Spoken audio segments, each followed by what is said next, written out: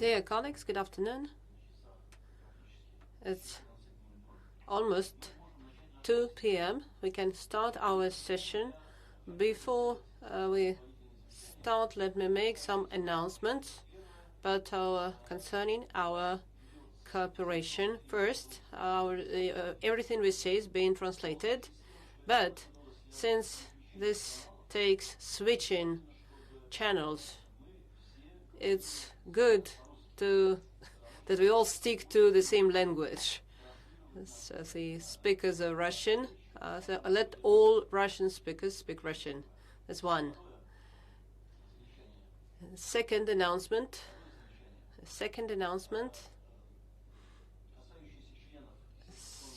As for the Dissertation Council members, according to the regulations of St. Petersburg University, all the council members have to be present all the time. If there is a need, if someone needs to leave, the council member should inform me, and I shall announce a technical break. Otherwise, we may end up with a situation. It happened once. The missing council member who was absent for some time will lose the right to vote on the thesis. And finally, please switch off your mobile phones so that the sound of your phones did not interrupt with our work. I remember. Yes. Unfortunately, one of the council members, Nikolai Nikolaevich Bezuglov, is still on his way because of traffic, and I announce the first technical break till he arrives. Let's make it 5 minutes. Hopefully he will arrive in about 5 minutes. Technical break, 5 minutes.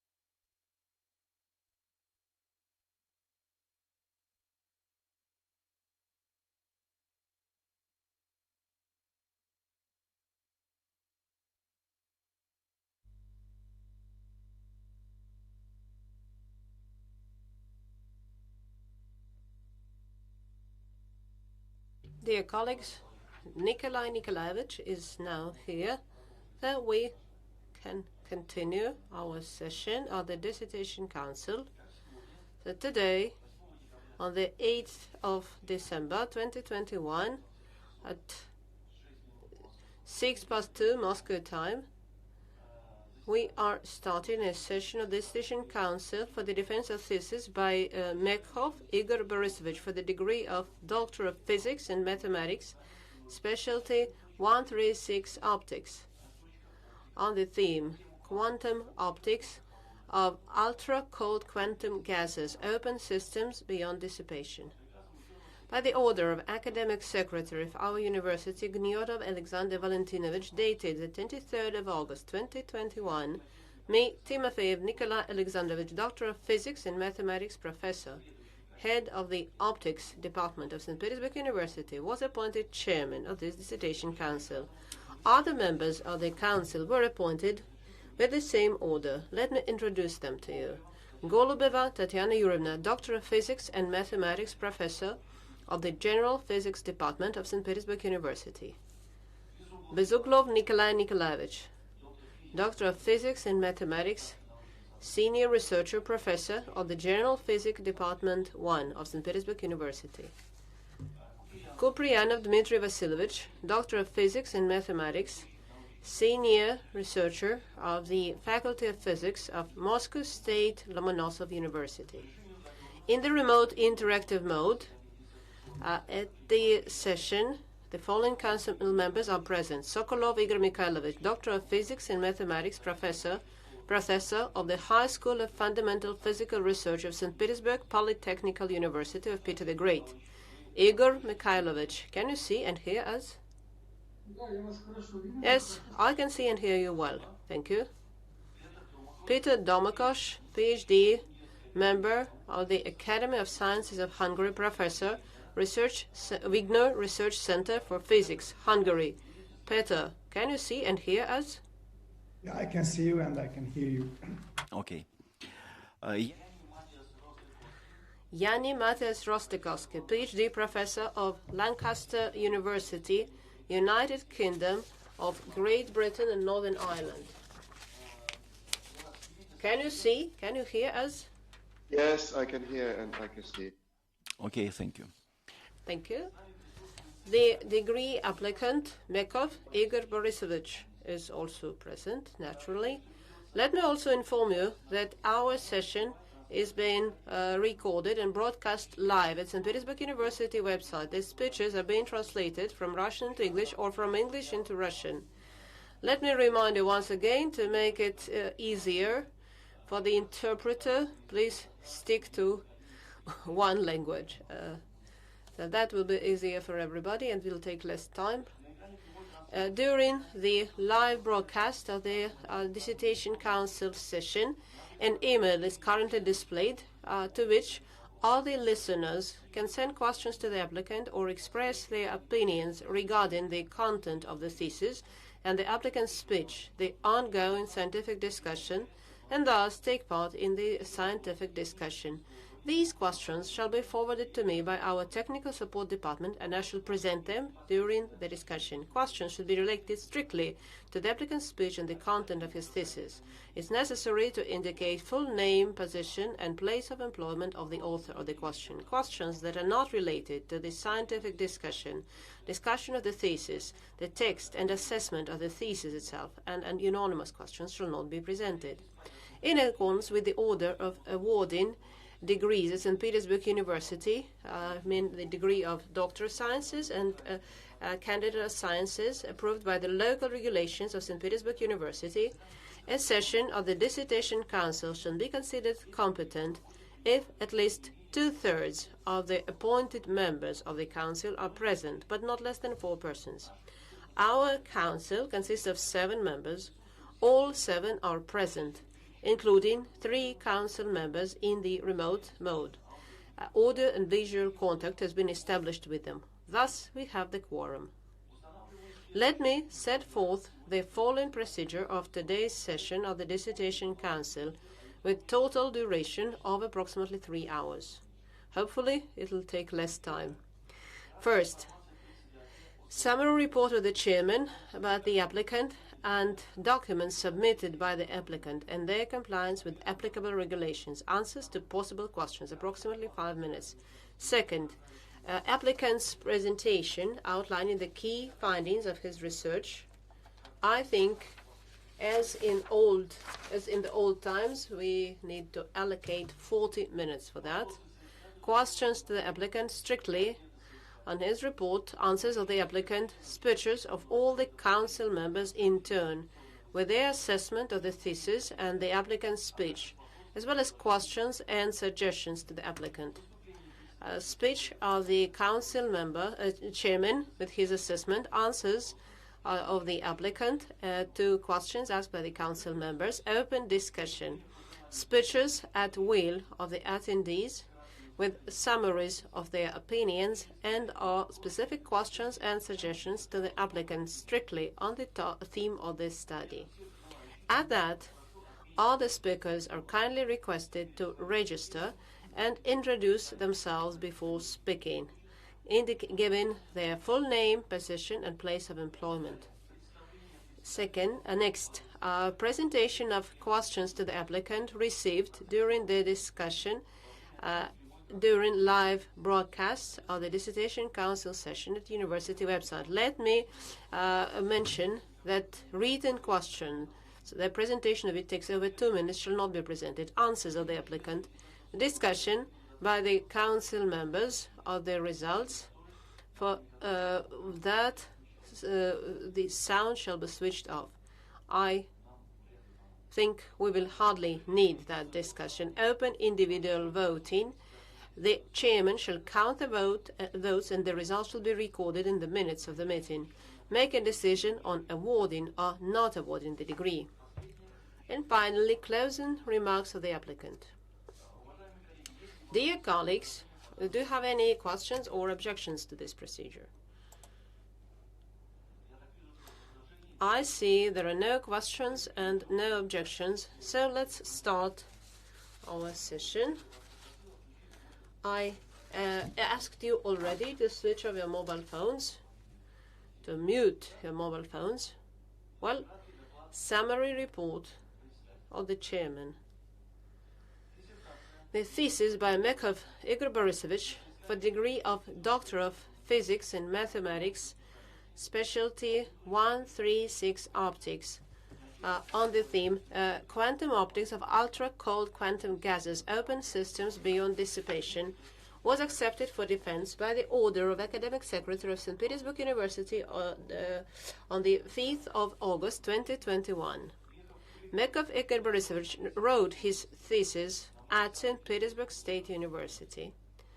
The number of publications which set forth the main results of his research according to the enclosed list is 29, all published in journals indexed in the scientific databases, Web of Science and Scopus. Here, I would like to mention that when in the old days, when dissertation councils, so we needed at least 30 publications. Each applicant needed at least 30 publications to apply for the doctor's degrees, and then requirements became less rigorous, and now the obligatory number is 12. So Igor Borisovich has 2.5 times more publications than is the standard requirements. All the documents, according to the information I received from the curator, complying with St. Petersburg University regulations and are kept in the applicant's file. Copies are available from Decision Council Activity Support Department officer, who is now present. Before I give the floor to the applicant, I have a question for the council members. Dear council members, do you have any general questions to the applicant? And is it necessary to present the entire list of documents submitted by the applicant? There's no need to do so. Thank you. Then, Igor Borisovich, the floor is yours.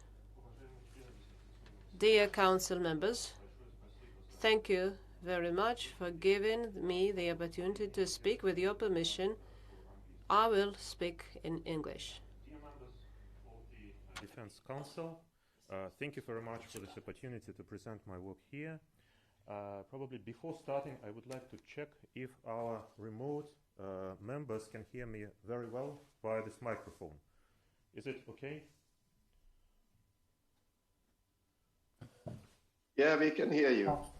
Okay, thank you very much. So let me present my work on quantum optics of ultracold quantum gases, open systems beyond dissipation.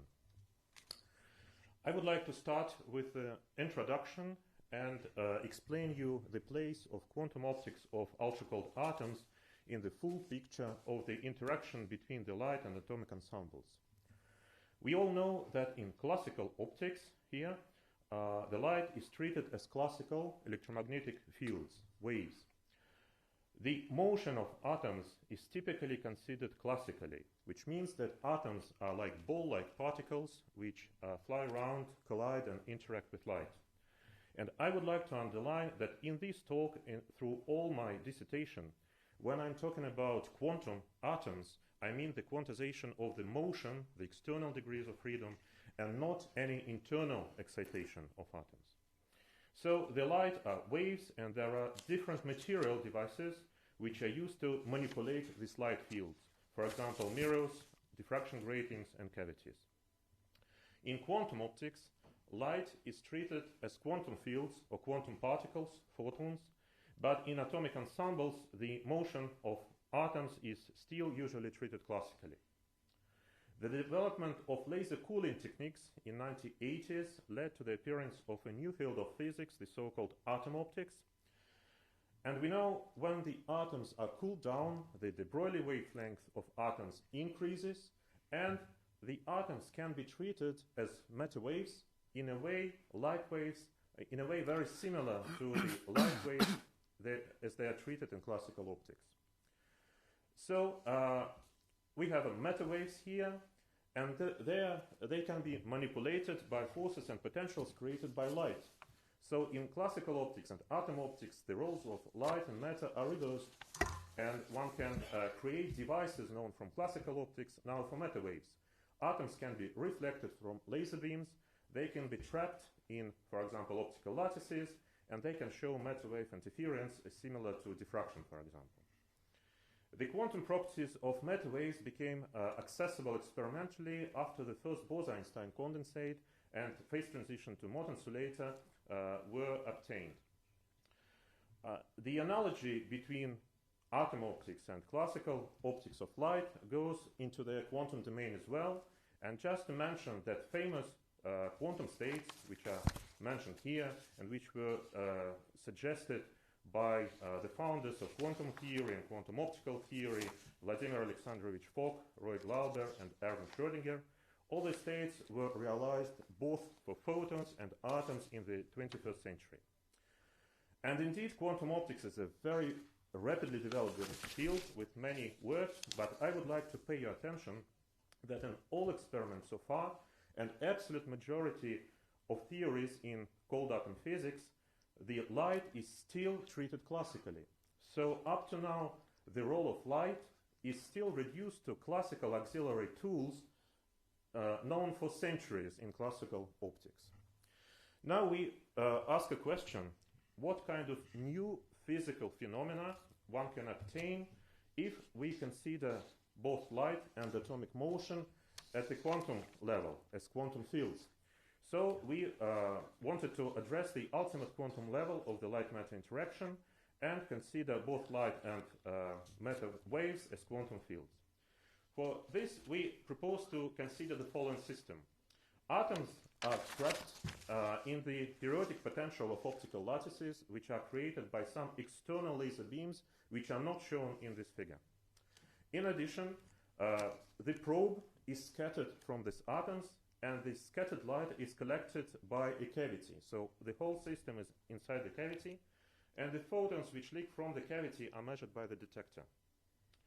The experimental progress in this field is rather recent. I would like to underline 3 works. In 2010, for the BEC inside the cavity, the ever first decay phase transition was obtained, which was predicted about 40 years before that. In 2015, For the first time, the system, which we considered several years before that, this system has been realized, optical lattice inside the cavity, and the so-called lattice supersolid state was obtained. And last month, there was a paper claiming the first phonons, real phonons created in optical lattice. This was a case of a BC in a multimode cavity. So before going to the outline of my talk today, which is here and which follows the chapters of the dissertation, I would like to mention several problematic things in the field of standard classical optical lattices. So again, lattices are created by rather strong standing waves, which where the atoms are trapped at each lattice site. So first of all, the quantum nature of these laser beams play no role at all, which is not very satisfactory. Secondly, it is apparently difficult to introduce and control the dissipation in the system because atoms are very well isolated from the environment. Thirdly, the measurement of the atomic state is typically very, very destructive. So the standard way is simply switch off optical lattice completely. The atoms start to fall down, they interfere and show matter wave interference, which is measured, like here.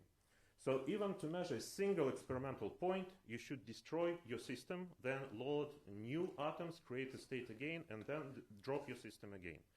So of course this is not very satisfactory. You can imagine if you want to type a text on your computer, you buy a computer, press one key, and you throw away your computer, then you buy another computer and press the second key.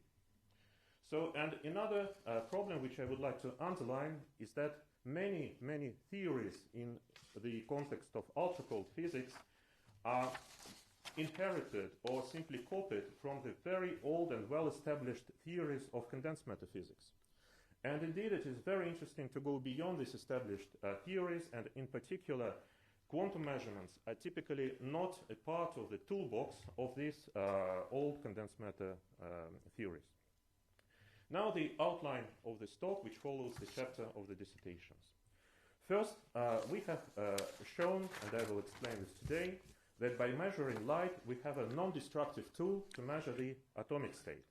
And this can happen up to the interesting quantum non-demolition measurement level. This is considered in chapter 1. Then we include the so-called measurement backaction in the consideration. So what is the measurement backaction? According to quantum mechanics, if two systems are entangled, and atoms and light are typically entangled during the interaction, if we measure one of two entangled subsystems, the quantum state of the another subsystem changes as well. So this is basically the measurement backaction, and we use the detection of photons to prepare some particular states of atoms. Moreover, we show that the measurement backaction constitutes a novel source of competitions in many body physics of ultracold atoms. And finally, in the last chapter, we go even further and we consider the case where even the trapping potential is quantum. As you see, the standing wave of a cavity adds up to the optical lattice potential, the cavity field is quantized, and so the potential is quantum. And we demonstrate the appearance of novel quantum phases of atoms and novel interactions. Now, in chapter 1, we consider a rather simple configuration without measurement backaction taken into account. So the term of measurement is rather applied. The measurement is intended really to measure some properties of the atomic ensemble. And you can think about this as diffraction from periodic structure, diffraction from diffraction grating, but this is a specific diffraction grating.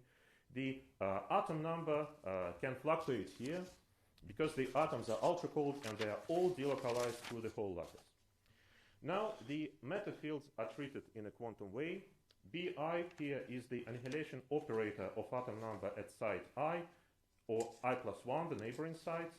As usual in quantum optics, the number of atoms at this site is given by B dagger B. So we base our model on the extensions of the well-known Bose-Hubbard or Fermi-Hubbard models. Here I don't have time to present all light-induced terms because the formulas are very large.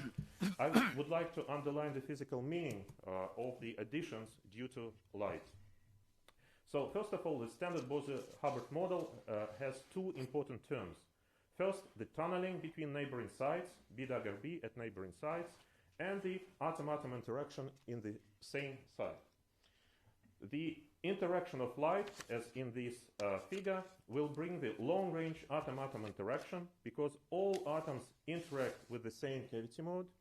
And it will be important to consider the collective light scattering, again, because all atoms interact with the same cavity mode.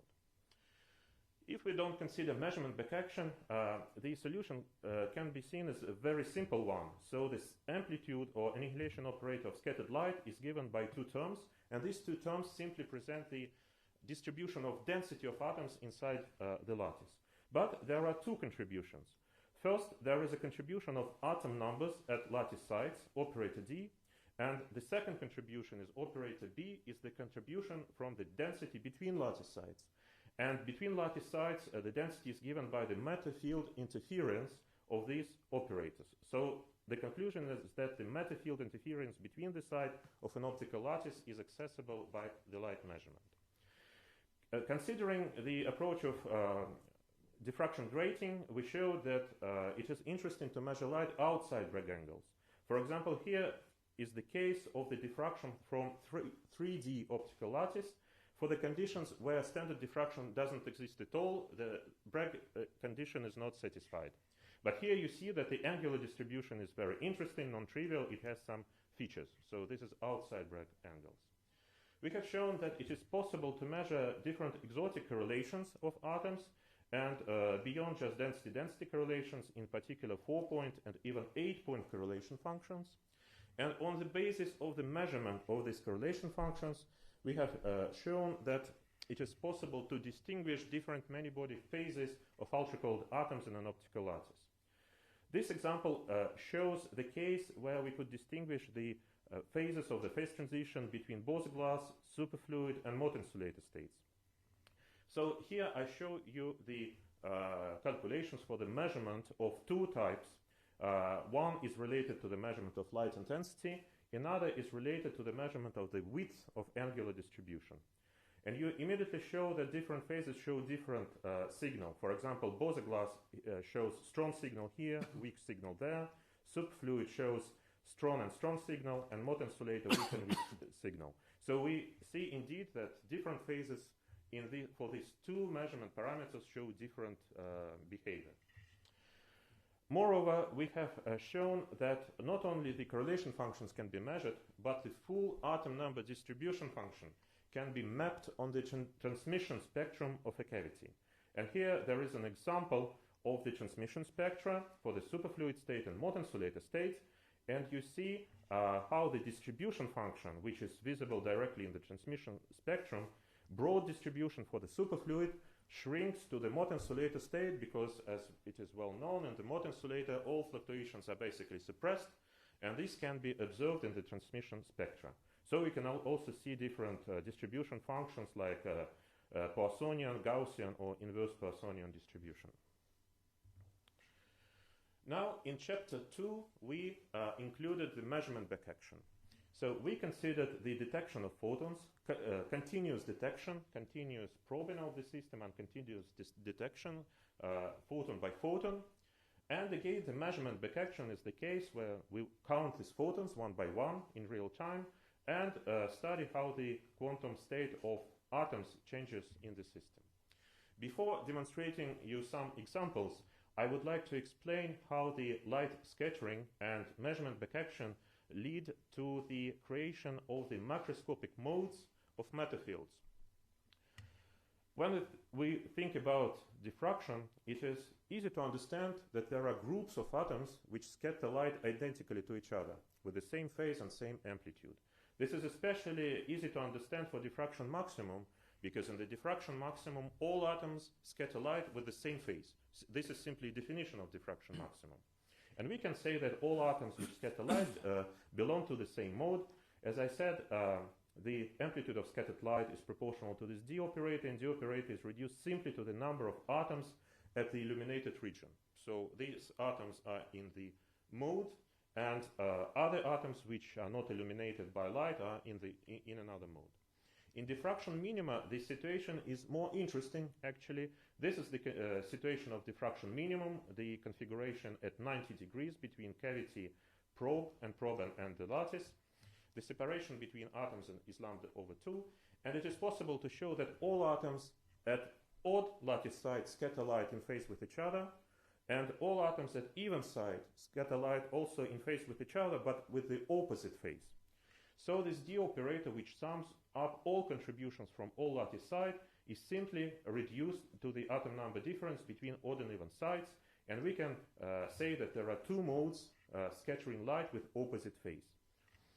We can also get more complicated modes simply by changing the geometry, changing the angle of the probe, and get three modes, for example, in 1D or 2D.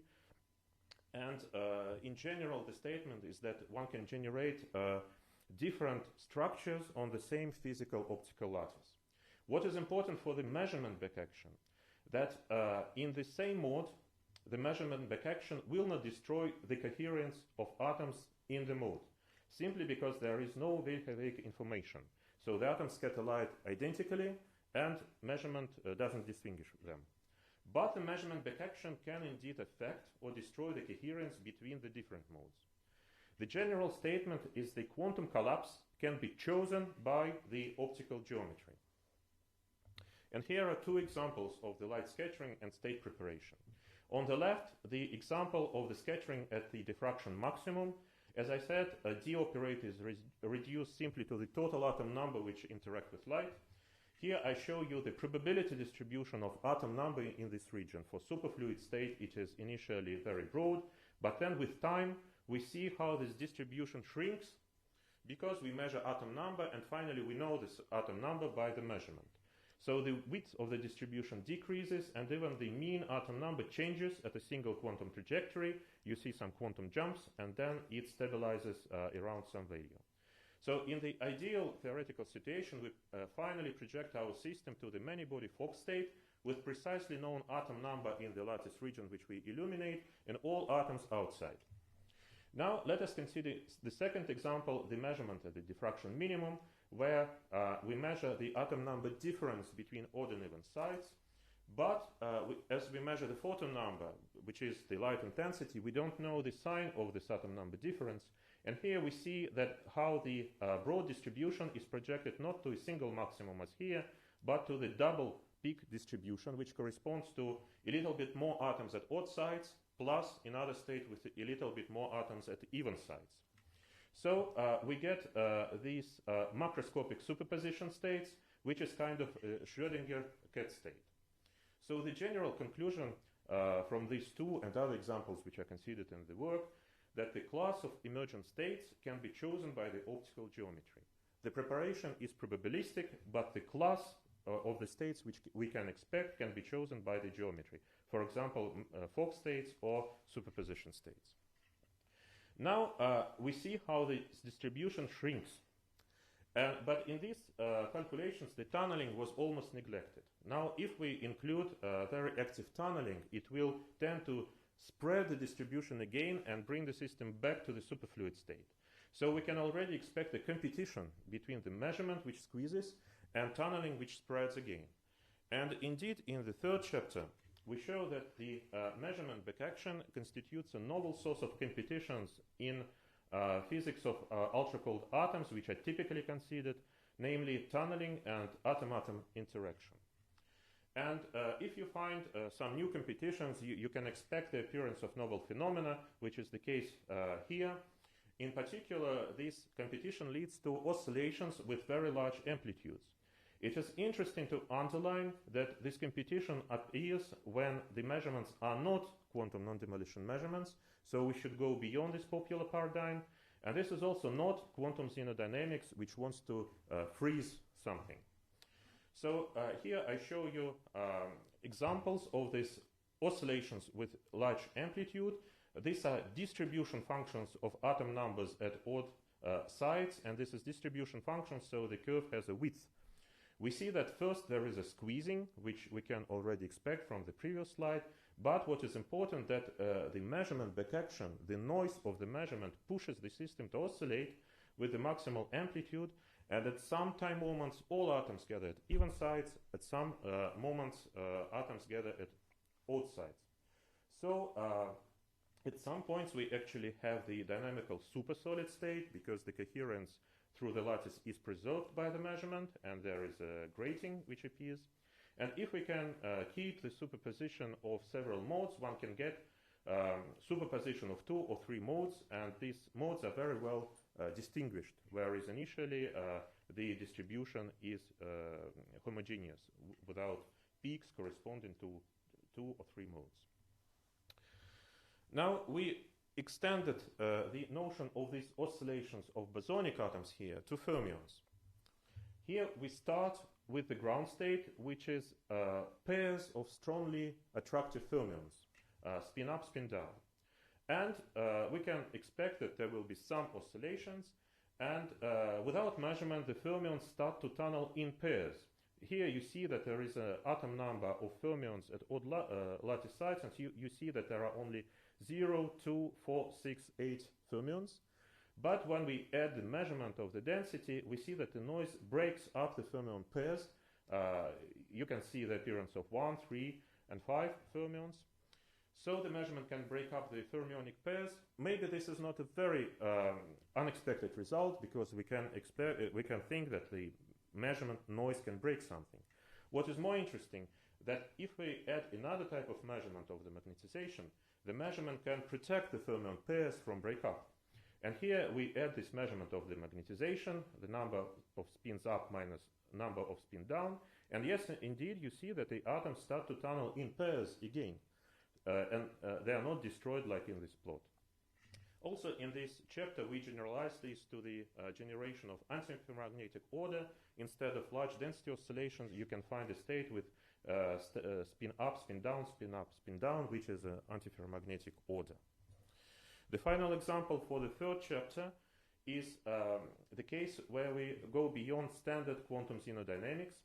We obtain this for rather strong measurement, strong but not fully projective, as it is the classical scenario for quantum xenodynamics. Let us consider just a very simple example. We shine light on the central part of the optical lattice, and quantum xenodynamics freezes the atom number here by measurement. It is clear that quantum xenodynamics leads to the breakup of standard tunneling. So atoms cannot normally tunnel in or out because they're frozen by the measurement. But, and indeed, if you calculate the density-density correlations here, they are 0, as it should be. But if you calculate the entanglement in all these 3 regions, you can find that the entanglement exists, and moreover, it grows. So what happens is that if we build the perturbation theory on the top of quantum xenodynamics, you can find the second order process. And the second order process is that 2 atoms can tunnel simultaneously. One atom can come in this region, and one atom should leave at the same time. And we treat physically this in a language which is very well understandable in optics. We treat it via the Raman transitions or 2-photon transitions. As we know in optics very well, if there are 2 levels where the transition between them is forbidden, here by quantum xeno effects, there could be still a transition via other virtual levels. So in optics, this is a 2-photon transition. Here, this is a tunneling of 2 atoms. And indeed, if we build the perturbation theory, you can see the term in the Hamiltonian where you see this second order process, one tunneling and another tunneling.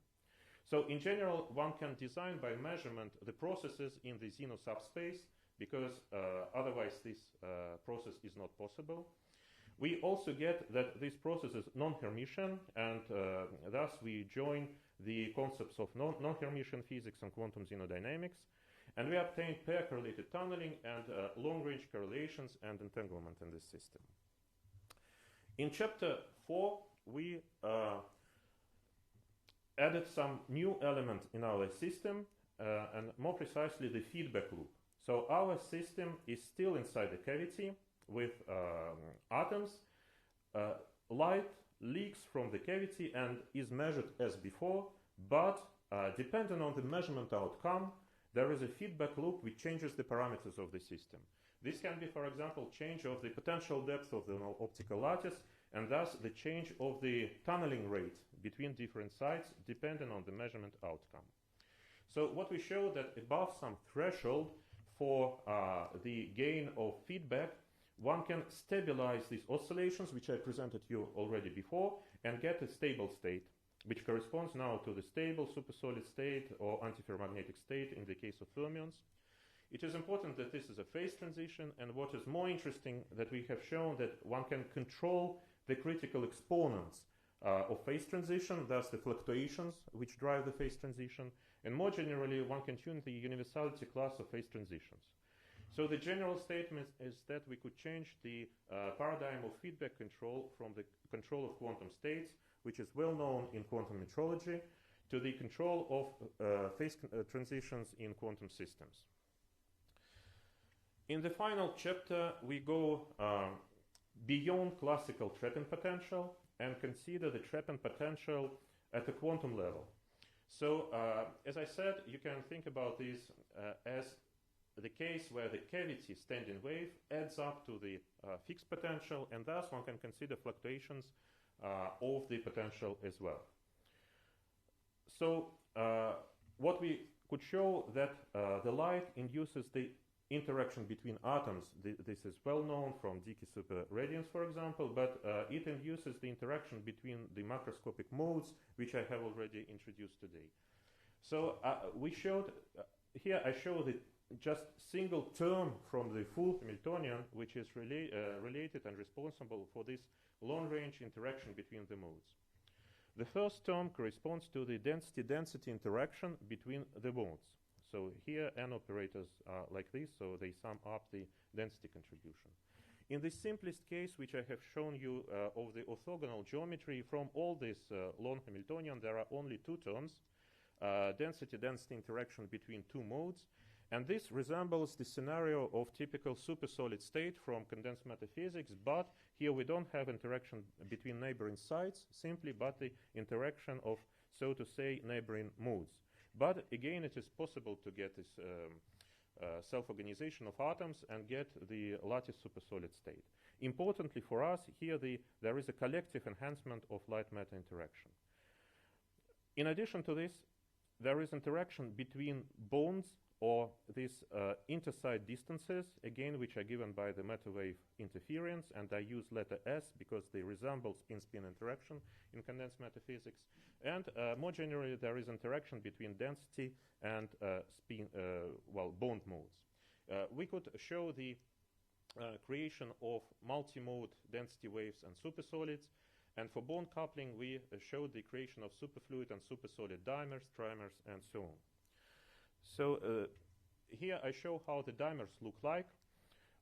In the configuration of 90 degrees, I already mentioned that there is a flip of the phase of light from side to side, from 0 to pi, 0 to pi, 0 to pi. And apparently, when we consider the interaction of light with the bonds between the sides, the system self-organizes in such a way that the phases of matter fields now self-organize to compensate for the phase change of light waves. And finally, between neighboring lattice sites, there is a phase difference 0, phase difference of matter fields now. Then there is a jump of the phase, and then there is a phase difference 0 again. So this is how the dimers look like. One can obtain phase diagrams where we can study the transition from standard superfluid, homogeneous to superfluid dimers. And if we consider atom-atom repulsion, we can also get the supersolid dimers where there is also the density modulation. So these are conclusions, and these are shortened versions of the statements presented for defense. The quantization of light significantly broadens many-body physics of cold atoms in optical lattices. The light enables non-destructive probing and distinguishing between various many-body phases. It is sensitive to the matter wave interference at the microscopic scale. The quantum measurement back action constitutes a novel source of competitions in many-body systems, And it leads to many effects like state preparation, macroscopic dynamics, long-range correlated tunneling and entanglement, protection and breakup of fermion pairs, and antiferromagnetic order. We have shown a novel type of quantum xenodynamics via Raman-like non-Hermitian transition. We extended the feedback paradigm to the feedback control of phase transitions and demonstrated tuning the universality class. And we demonstrated that quantum optical lattices with quantized potential lead to novel phases and quantum simulators. So the work was published in 29 articles, referenced in Web of Science and Scopius. Here is the list of most important papers, and indeed I am very grateful to all my co-authors who contributed to this, co-authors from St. Petersburg, who are here in the audience, from the University of Innsbruck, Harvard, and especially to the members of my group, which I led at the University of Oxford. Thank you very much for your attention. Спасибо, Игорь Борисович. Пожалуйста, вопросы. Thank you, Igor Borisovich. Questions, please.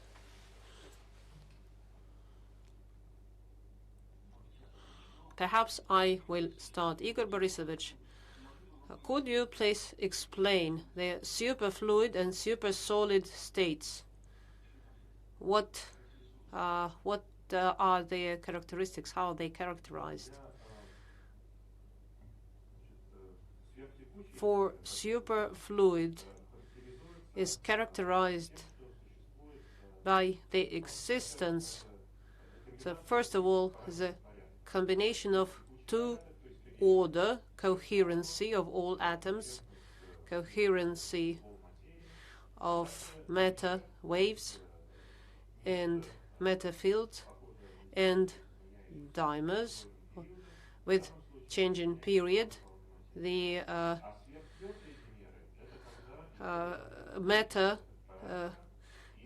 field phases changes, so the modulation of density, the combination of three orders, generate super solid dimers. Thank you very much. More questions?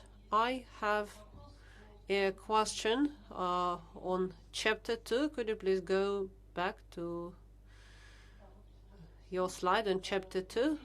Here, you numerical modeling you're using to obtain states of Schrödinger states. So in fact, these states are very hard to generate, and the hardest thing is to generate these Schrödinger cats with great amplitude, so dozens of, and how I would like to understand how real conditions for such great values. It would be very interesting. Indeed, obtaining Schrödinger cats is hard, and the main problem here is the absence of ideal detectors. So for this simple example, the situation is very difficult, because if we lose a single photon, so the entanglement will be lost. So we invented a different method based on cavity. So this phase difference is lesser, b to the degree m, which equals b, but the phase is smaller. So if we lose several photons, we transfer to mixed state, but the entanglement will still exist. Yet I absolutely agree with you that it's hard to generate such states, and indeed the system, the experimental system that is available today already, we detect different order parameters, but it's still quite far to generate. We're still quite far from generating Schrödinger cats. So we would like to have a cleaner system where we can produce such states in cold cavities, and then we could start looking for experimental parameters. So I agree with your remarks. So what we did in theory, we found another method. So we saw indeed great problems, and we proposed another method, which is better. Thank you. More questions, please.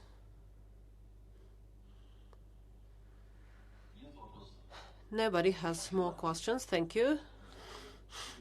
Igor Borisovich, please have a seat. We received 2 external reviews. The first review from Dr. Helmut Ricci, professor of University of Innsbruck, Austria. It was submitted on time. And the second review from Vladan Vuletic, Research Laboratory of Electronics of Massachusetts Institute of Technology, and Professor Center of Electrical Atoms of the same university, and of Harvard University as well. This review we received a few days before this end, so it came in late. Yet I don't see the reason why not to read because it's this review, because it is positive, and that is why. So it works for the benefit of the applicant. Questions? There are no questions in either reviews. So I will just read with your permission. I will not read the entire review. The second review we will shall I read? What is the opinion of the council members? Yes, please. Yeah, let's read. I see. I absolutely agree with you. So, dear colleagues, then I have the following suggestion. All the reviews came in English, so I don't want to translate. So, I will read them in English. And so because both reviews were published, and that is why there's need to repeat them word by word. I will just focus on the main points. I'll try to draw your attention to the main point. The first review, University of Innsbruck, as I mentioned already, by Dr. Helmut Rich, professor.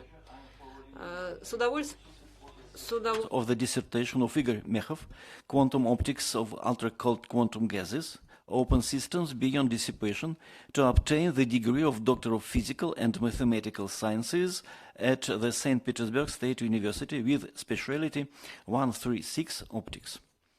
Igor Mekhov spent a very fruitful period of several years from 2007 till 2010 as a junior researcher in my research group on theoretical quantum physics at the University of Innsbruck, before leaving to join top international research institutions as Harvard and Oxford University.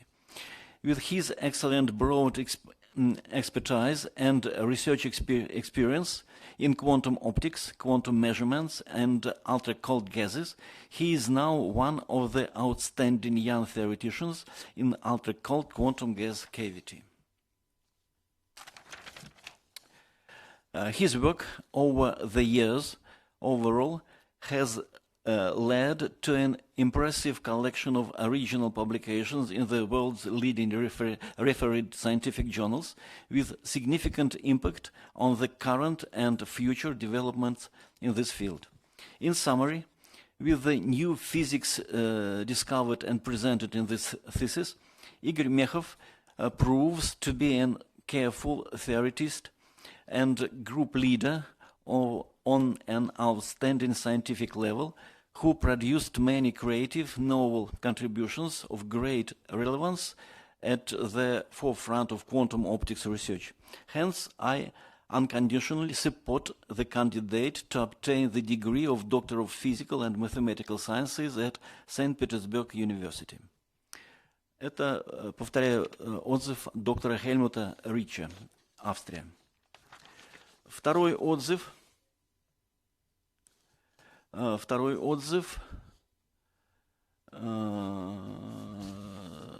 Владана Вулетича, Research Laboratory of Electronics, Massachusetts Institute of Technology, в котором говорится следующее. It is my pleasure great pleasure to provide a report on the dissertation of Igor Mekhov, Quantum Optics of Ultracold Quantum Gases, Open Systems Beyond Dissipation, for the degree of Doctor of Physical and Mathematical Sciences at the St. Petersburg State University, speciality 136 Optics. I have read his dissertation and let me immediately state that, in my view, it fulfilled all the requirements for a Doctor of Physical and Mathematical Sciences. I have known Dr. Mekhov for more than 10 years now, and he has impressed me as one of the most creative young theorists in the field of quantum optics and more broadly in atomic physics. I am particularly familiar with his work that relates to my own experimental research in quantum cavity electrodynamics, as well as his work on many body entanglement by measurements. In summary, on the basis of his dissertation, I strongly recommended granting Dr. Igor Mekhov the title Doctor of Physical and Mathematical Sciences at St. Petersburg State University. Повторяю, вопросов в обоих отзывах нет. Let me say again that there are no questions in both reviews, and both reviewers have a very high opinion of Igor Borisovich's work. Maybe anybody has any questions regarding the two reviews I have just presented. Thank you. Then, dear colleagues, is anybody willing to speak at this point and have any comments on Igor Borisovich's presentation? No, nobody's willing to speak. Then let us proceed to the most important part of today's session. Before we summarize and vote,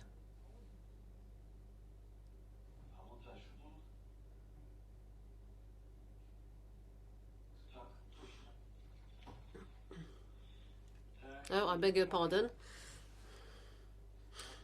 I was too fast.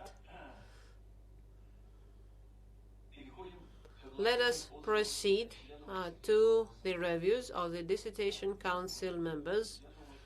I think we could follow the same order we have in this document, that so the first review, we shall review by Golubeva Tatiana Yurievna. With your permission, I will not read my entire review. I will just say a couple of words, and we'll read only the questions. It's a pleasure for me to say that Igor, as a theoretician, as an optician, took up this task with the aid of our head of our laboratory, who recommended him for Helmut Rich's lab, where Igor started to work, continued his work, and now we see such an outstanding results of his work that it needs no further praise.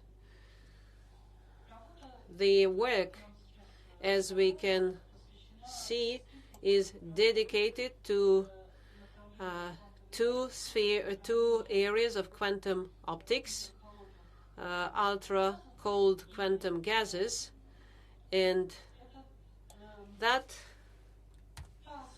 is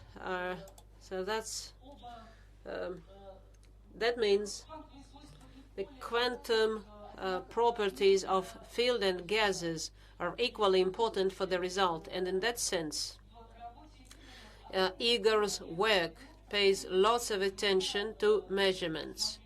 If we look at chapter titles, you will see almost in every title different types of measurements. I'd like to dwell a little bit on that, because everybody rooted in traditional quantum mechanics, or we are used to only one type of demolition measurements, which completely demolish or reduce the quantum system. And in that sense, for me, Igor's work was like an encyclopedia on different types of measurements that appeared over the last 10 or 15 years. And non-demolition measurements, partial measurements with back action, weak and strong measurements.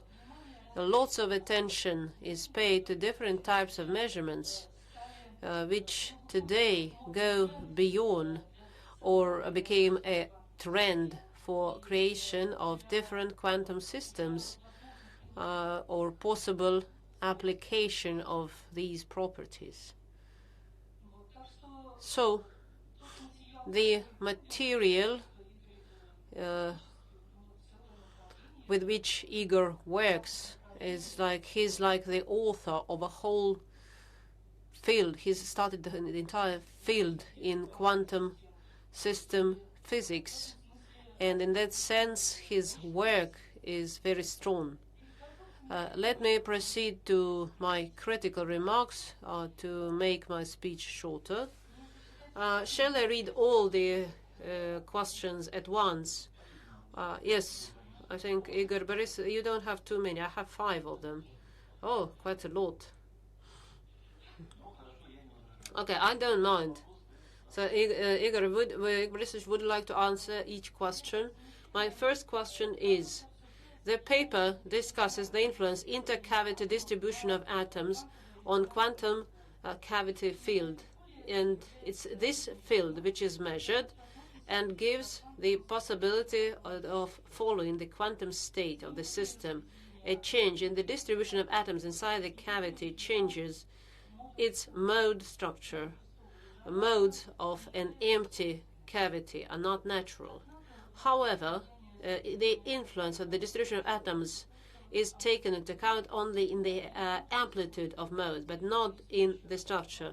Let me explain my question once again. When we create a quantum field theory in a cavity, often we can neglect incoherence in the cavity, consider them smooth. But here we have this diffraction lattice, and well, that rhythm makes has a significant impact on the mode structure. And because of that, I would like you to comment on that. What is your attitude? Yes, indeed. The cavity physics, laser physics, indeed, has many effects. It describes that cannot be taken into, we cannot consider at the same time, and maybe we don't need to do so. Here I see the situation as follows. So indeed, we are recording Hamiltonian, which consists of several parts. The first part is Hamiltonian of free field and modes of free cavity. They are not natural. They change because of interaction between light and matter. The space distribution of modes is recorded, as I see, by limited conditions. And once these modes are registered, we convert the Hamiltonian, and we preserve modes of free cavity, and we see dissipation and density of atoms and operator. Also, let me say that the task dealing in this work is linear, and it's linear. It's quantum task, but linear. And because of that Hamiltonian, we can make this equation and measure the dispersion of correlations, and we see that frequencies of modes shift because, and if we write this dissipation equation, because we have many modes, we'll get new frequency shifts. But this is in the spectrum bands where we see different peaks, and indeed for superfluid state, they correspond to the natural modes. Moreover, when we talk about two cavities, similar to the Zurich experiment for Mott isolator, normal modes, strong connection between modes of two cavities, maybe, but as in quantum electrodynamics, there's a strong bond between the two modes in two cavities, and we see the changes in the dispersion correlation, and they are natural. So this is my answer. Thank you. Are you satisfied? Can I continue? Yes, of course I'm satisfied. Let me ask my second question. The second question is connected with the limitations imposed. The approach is quite interesting from the practical point of creating quantum states with required properties. However, in this relation, it requires clarification. What restrictions are imposed by this method on possible generated states? In particular, what maximal degree of compression can be achieved in decibels? What amplitudes of Schrödinger cat states are achievable? What non-linearity parameters are achievable? I would like to see specific estimates, because methods appear very practical and very much in the compression degree. So what I think I have partly answered this question during the discussion. Indeed, this is a very important question, and preparation of such states is very important, but because at the moment we don't have a system available today or even tomorrow, we have not discussed create a numerical representation of states, of compression, for example. But yet the question is very important, and we looked at different systems and which system is more appropriate for generation of those cat states. Here it's important to analyze the limiting parameters, and in this situation it's photon emission, back cooling effect, spontaneous emission after heating inside the cavity. It has a lesser role, but it still has some impact, and limitation because of quality of detection. Preparation of quantum states is gets worse. Thank you. Are you satisfied? Yes. My next question is maybe more of a comment, but I will read it because this is in chapter 1. There is some confusion with the discussion of cavity fields and free fields. It appears from 1.4 that the operators AL with different indices A0, A1 have the same dimensions, while, according to the problem, one field in a cavity and the other is in free space, so the amplitudes have different dimensions. On page 51, the author writes that photon numbers can easily be measured. At the same time, he speaks about intracavity fields. On page 274, the author, there's a discussion of power spectrum, and again, there is reference to the average number of photons in the intercavity field. This remark can be extended by pointing out that the author has chosen a very inconvenient way to present the material, where many models and different cases are discussed at the same time, and it's difficult to follow his deductions. I tried to do that, but sometimes there are interludes and it's not clear which equation applies to which case. As for the first part of your question, yes, indeed. Here we look at different fields as a test field, which indeed can be considered created inside cavity. So these fields have the same dimensions, and besides there's another field which has a different size. As for these fields, here I think everything is correct, because modes A1 and A0 are included in Hamiltonian in the following way. It's created inside the cavity or in the free space mode, a standard method for cavity dynamics by Rabi frequency. So in free space we have Rabi frequency. In cavity we enter the product of, and if you take a careful look at the so we get a combination. So if we consider that mode is produced as in Zurich, so we enter G and A. If we want this mode to be created in free space, we put together G in one symbol, which corresponds to Rabi frequency. Thank you. Next question. Section 2.5 is devoted to description of preparation of Schrödinger-Kate type states in the process of measuring the transmittance of the cavity. Their statements are formulated in the Heisenberg formalism.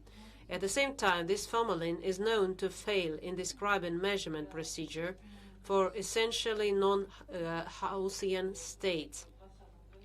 For example, in 2020, Ivan Sokolov demonstrated that in his work, and this was discussed when you spoke at our seminar.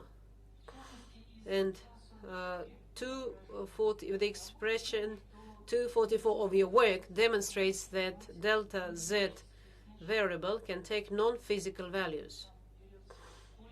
There's a root of negative value, so that does not agree with physically measurable. How will you comment that?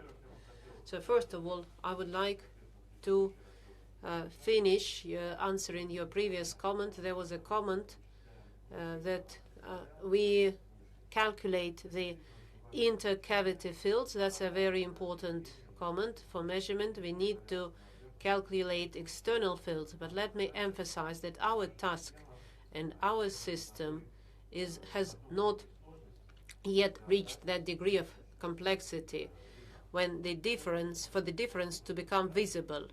This graph where we calculate in spectra a new novel phenomena was oscillation of atoms, and this you can see in spectrum of both fields. So for these purposes it doesn't matter. On the other hand, indeed, if we ask a question about field fluctuation, oscillation, if we talk about compression, then we'll need to calculate the external field. And so our field is at a very early stage. And I hope that many candidates' theses will be written, and several doctoral theses will be written on this subject.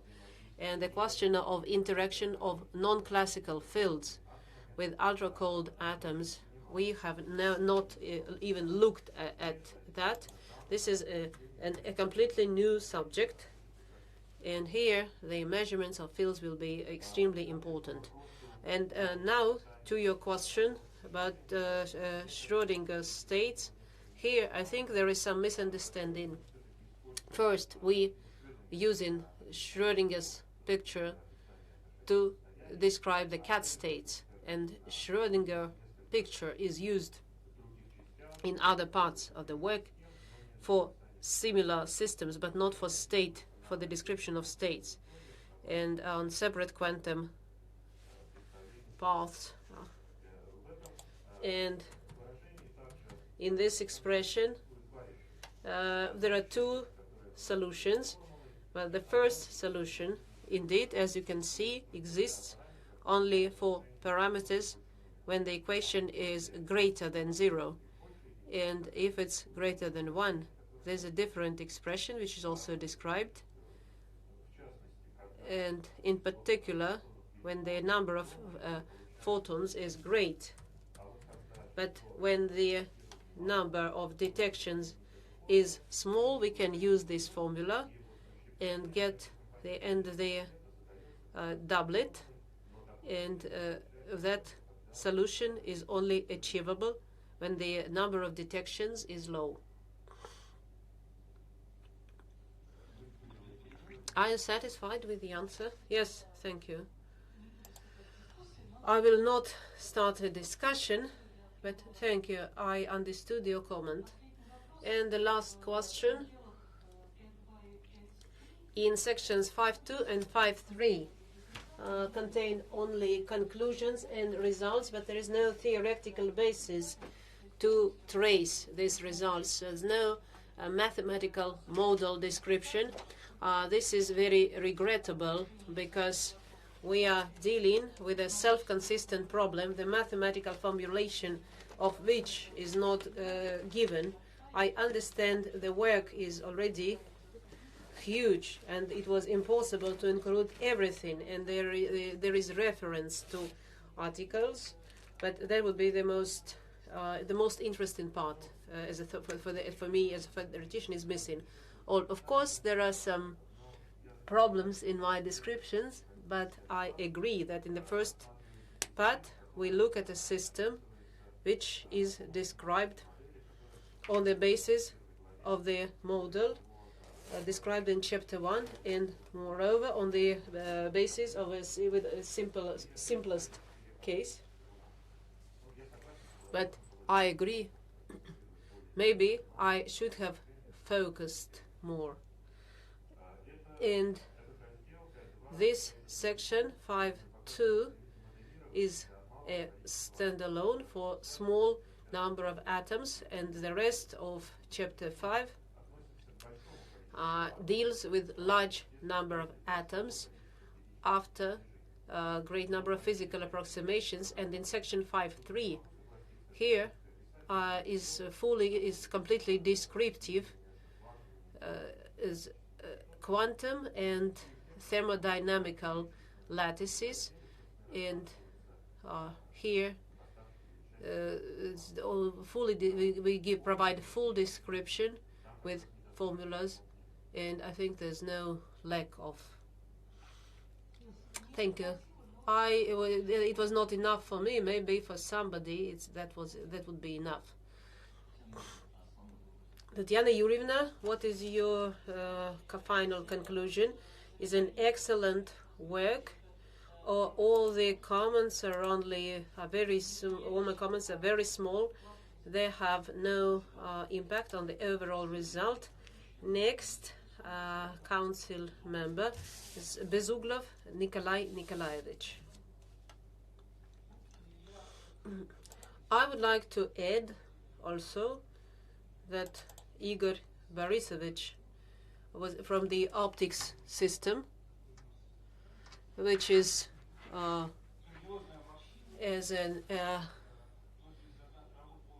works on spectroscopy led by Dr. Yegorov. So it's a pleasure to see the results of his work. So I will not read my entire review, because as for the presentation of the work structure was quite good. So I have to talk about my attitude to the thesis, and I would like to say that I liked the thesis. It has 5 chapters. The main equation, the main Hamiltonian with which the author works, is a generalized Hamiltonian Bose-Hubbard model described in chapter 1. And then what I liked, the author is very careful and minds the reader each new chapter does not refer the reader to this equation, but repeats it each time and refers the reader to members that are relevant for a specific process. The way the author deals with tasks, each chapter is dedicated to a particular task and discussion of particular problems and phenomena. Each chapter is based on the results of the previous one and reviews everything on a new level of complexity. Next, I'd like to emphasize that from the point of theory, it has great classification because the mathematical and physical, the range of tools is huge, from quantum paths, stochastic equations of Fokker-Planck, Gaussian and stochastic Schrödinger equation. And next, what is also important, there is some task, and then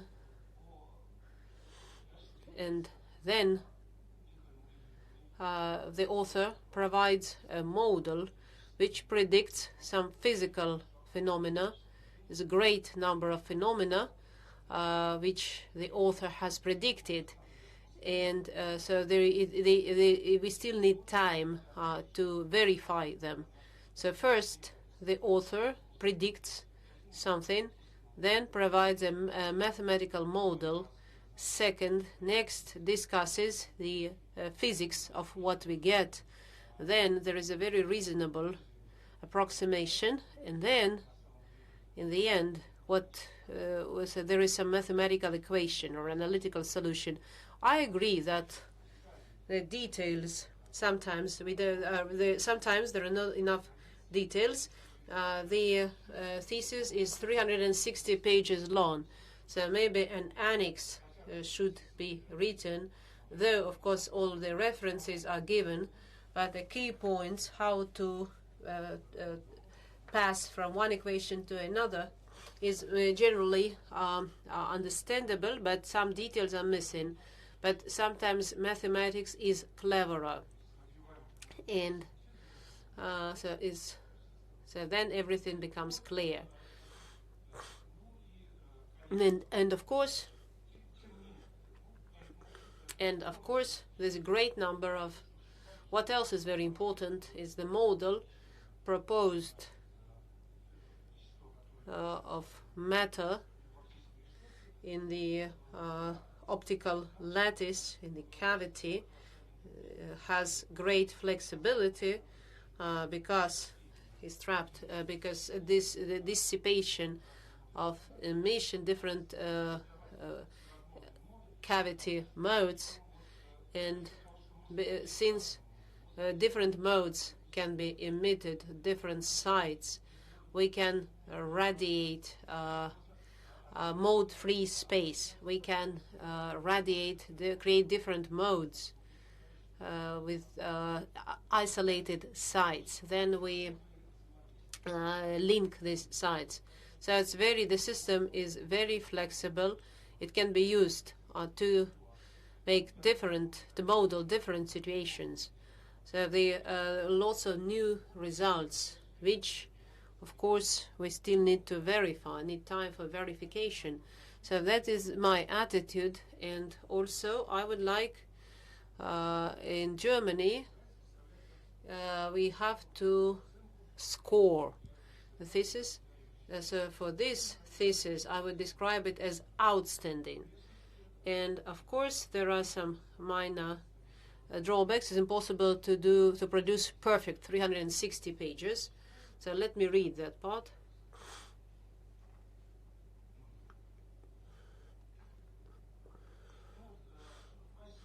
My minor critical remarks. I'd like to mention sometimes it's difficult.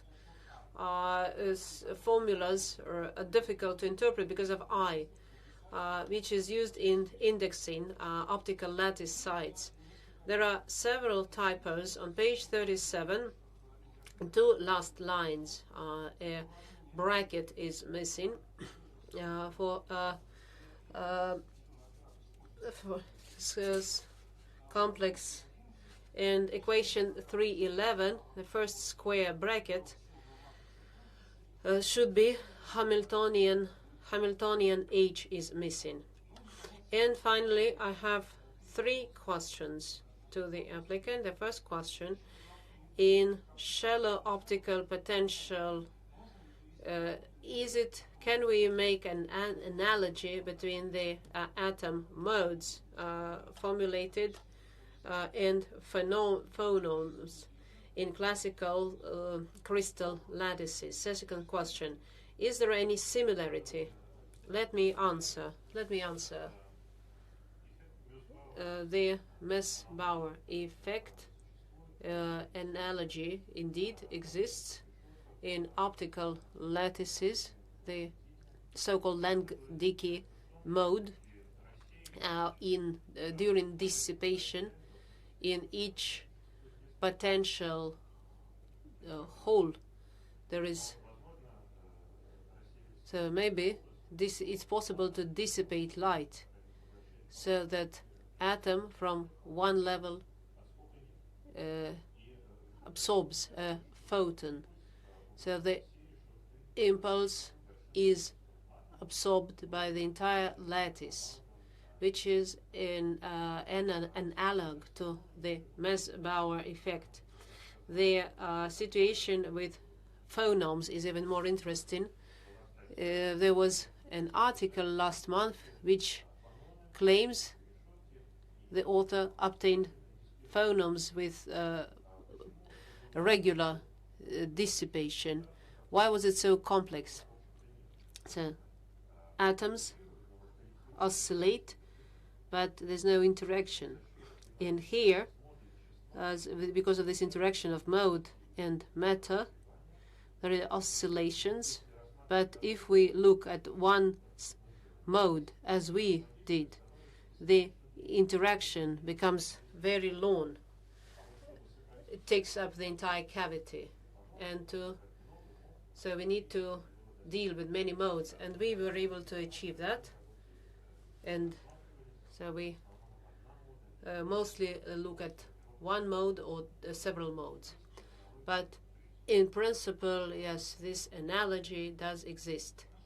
I see. The second question, please. Is there any similarity between Cooper couples and the correlation effect, which leads long-range correlations, tunneling, as shown in figure 3.5. Here, I would say that the analogy is possible, but on a general theoretical level, Cooper pairs, electron interaction of oscillations of crystal lattice, and such oscillations in electron pairs is electrons will benefit from moving in pairs. So if we stop at this theoretical wording, we may say this is our first of all, measurements indeed cause global long-range correlations in the entire cavity. And secondly, indeed, when we look at pair correlations, it decreases the energy. So I would not extend this analogy any further. Thank you. And finally, the dark of unstable atom, the parameters of which can be controlled through changing the efficiency of probing light. Is it possible to create polarity tone for dark states of the tunneling operator mentioned on pages 253, 254 of the Russian text? Yes, indeed, this analogy with polaritones, because these are states between light and photon oscillation of atoms and movement of atoms. But comparing it with polaritones of a dark state is hard for me, because indeed we have dark states with destructive interference of matter. But this occurs because, to build an analogy with the help of dark state polaritone, thank you. I don't think that's reasonable. Are you satisfied, Nikolai Nikolaevich? Yes, of course. And also, I would like to emphasize that that list of 29 publications, all the magazines, practically all the magazines, are in the first quartile, and that's so. Of course, I have no objection to awarding the degree to Igor Borisovich. So you don't have to remember the numbers. And of course, I have no objections to awarding the degree. Thank you, Nikolai Nikolaevich. Dmitry Vasilievich Kupriyanov, the floor is yours. Good afternoon, dear colleagues. Our colleagues, I will try to speak slowly to make the translation easier, and I'll try to stay within the time limit. So the systems described in the thesis, 30 years ago, it would be impossible to imagine they would become objects of study. I started my career in 1970s, such super fine structure, it would would appear a miracle. So now we've learned to make really produce really unique things.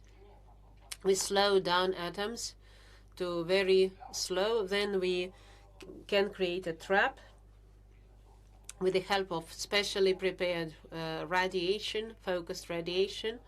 And if the trap is shallow enough, the Gross-Pitayevsky equation starts working, and so we call it condensate, and then we can carefully transfer it to a cavity, and inside a cavity self-organization occurs, and I think this self-organization was predicted by Igor and his Helmut Richter already in Austria. So what is the main idea of the work? In my opinion, light as the object of measurement is very comfortable. You can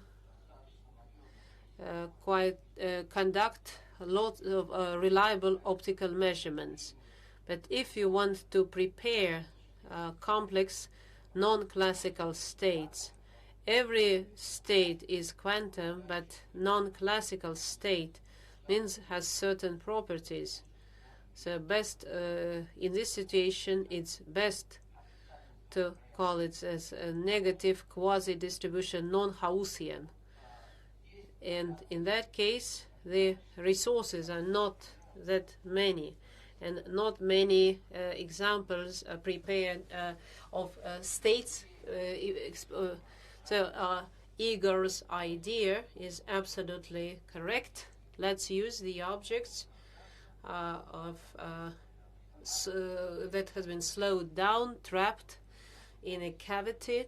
If it interacts with optical emission, we can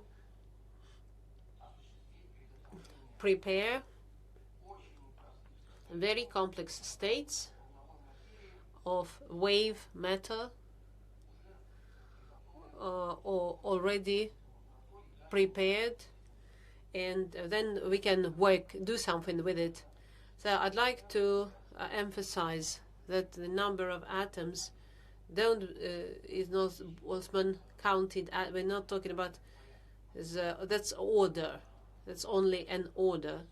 So the resource of transformation of the order parameter demonstrated in different chapters is really huge, as was mentioned by previous speakers. If you allow me, I will jump now to chapter 5, which was very interesting for me, though reading it was challenging. In chapter 5, the author proposes to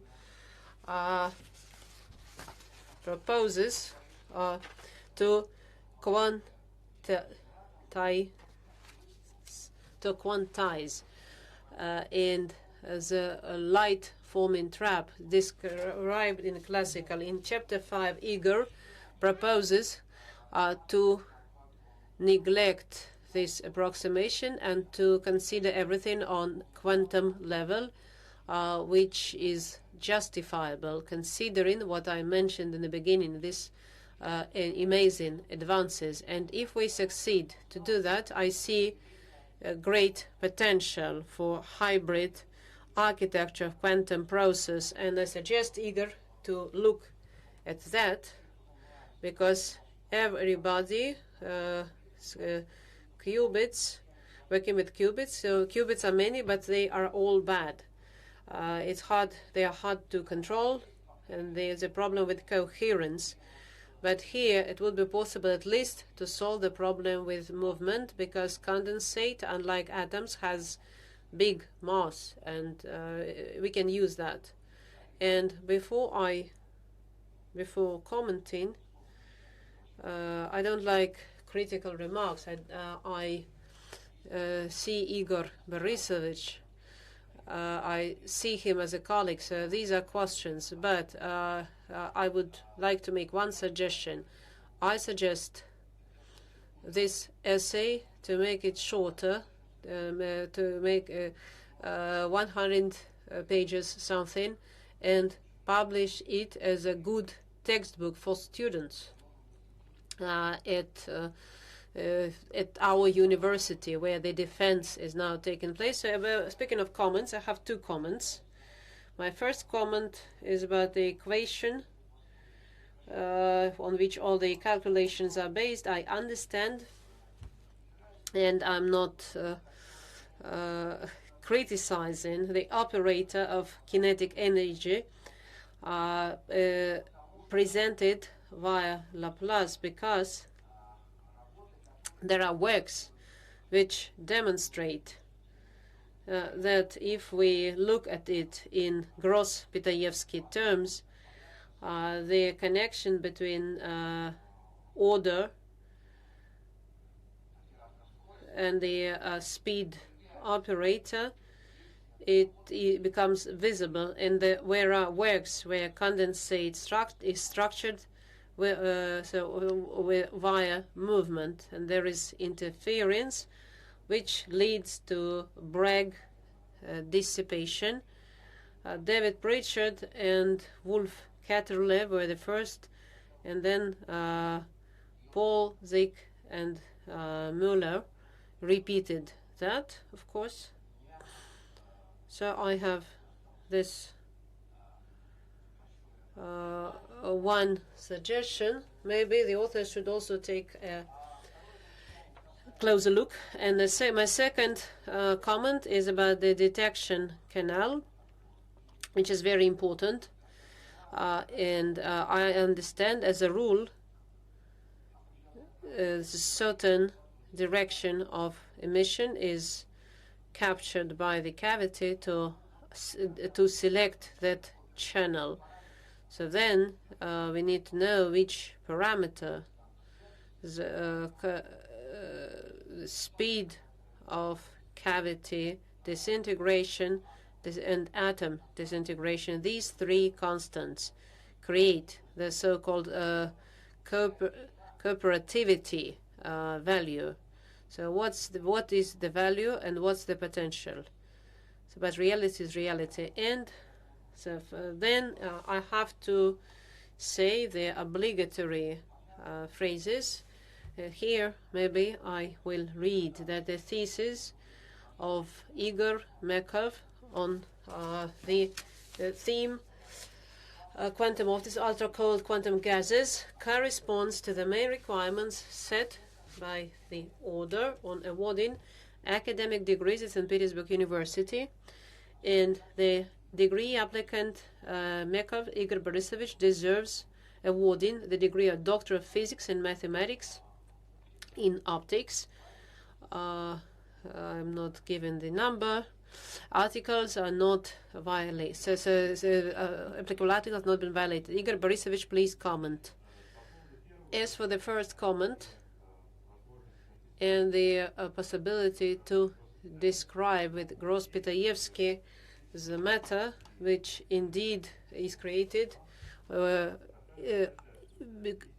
so we didn't have this task set ourselves this task for two reasons. First of all, the works where density modulations, interference have been discussed in other works, and here we have some council members who wrote many papers on that, two potential traps on two levels and with various configurations. So same interference occurs in cavities, which also corresponds to Dicke transition, which was first produced in optical cavity, and the first person who predicted it is also a member of this council, Peterhof. So, as for the question of interaction of waves and the matter, as we know, we focused on optical lattices where atoms are well localized. Why is it interesting? It's interesting because we have the opportunity to observe different quantum states with similar density but different fluctuations. Our Mott insulator atom density is the same, one atom for each trap in superfluid and super, but on quantum fluctuations are absolutely different. So if we see the difference between these two states, we may say that they occur because of fluctuations, and this is very important for this work. As for the second question, indeed, the cooperativity parameter is very important. So here I have the equation of experiments we conducted at Zurich at Esslinger Group, but I think maybe this was not the best cavity in the world, so it's possible to achieve better cooperativity, but here is an example of an experiment already used for this type of tasks. Dmitry Vasilievich, are you satisfied? Yes, thank you. Thank you. Next, council member Sokolov Igor Mikhailovich. Good afternoon, dear colleagues. I'm sorry I was not able to attend and have to talk to you like that. As for the thesis, since my colleagues in such detail described it, that I basically have nothing to add. Indeed, this is a very high quality work. I think even a half would be enough to give a positive answer if the applicant deserves awarding doctor's degree. And very briefly, I would like to say that practically all detection methods and all the practical methods of ultra-cold atoms And in that sense, it's impossible to overestimate good theory is impossible. I think this work, this thesis, certainly deserves awarding the degree. And as for some minor remarks, I would maybe mention the following. First, when describing the atom interaction, the author uses, and when inter-atom distance, such approximation requires further explanation, which is missing. The second remark, the paper analyzes in great detail the role of localization and delocalization of atomic waves, and that it doesn't discuss the possibility of localization of light waves. And so it can lead in some situations to understand localization of light. This is especially important in the formation of such modes in systems of reduced cavities in particular. And I have one more comment. The author frequently uses the phrase light measurement very often, and I believe in each case it requires clarification. But my general conclusion is very positive. I think that the author complies with all the requirements and deserves awarding the degree.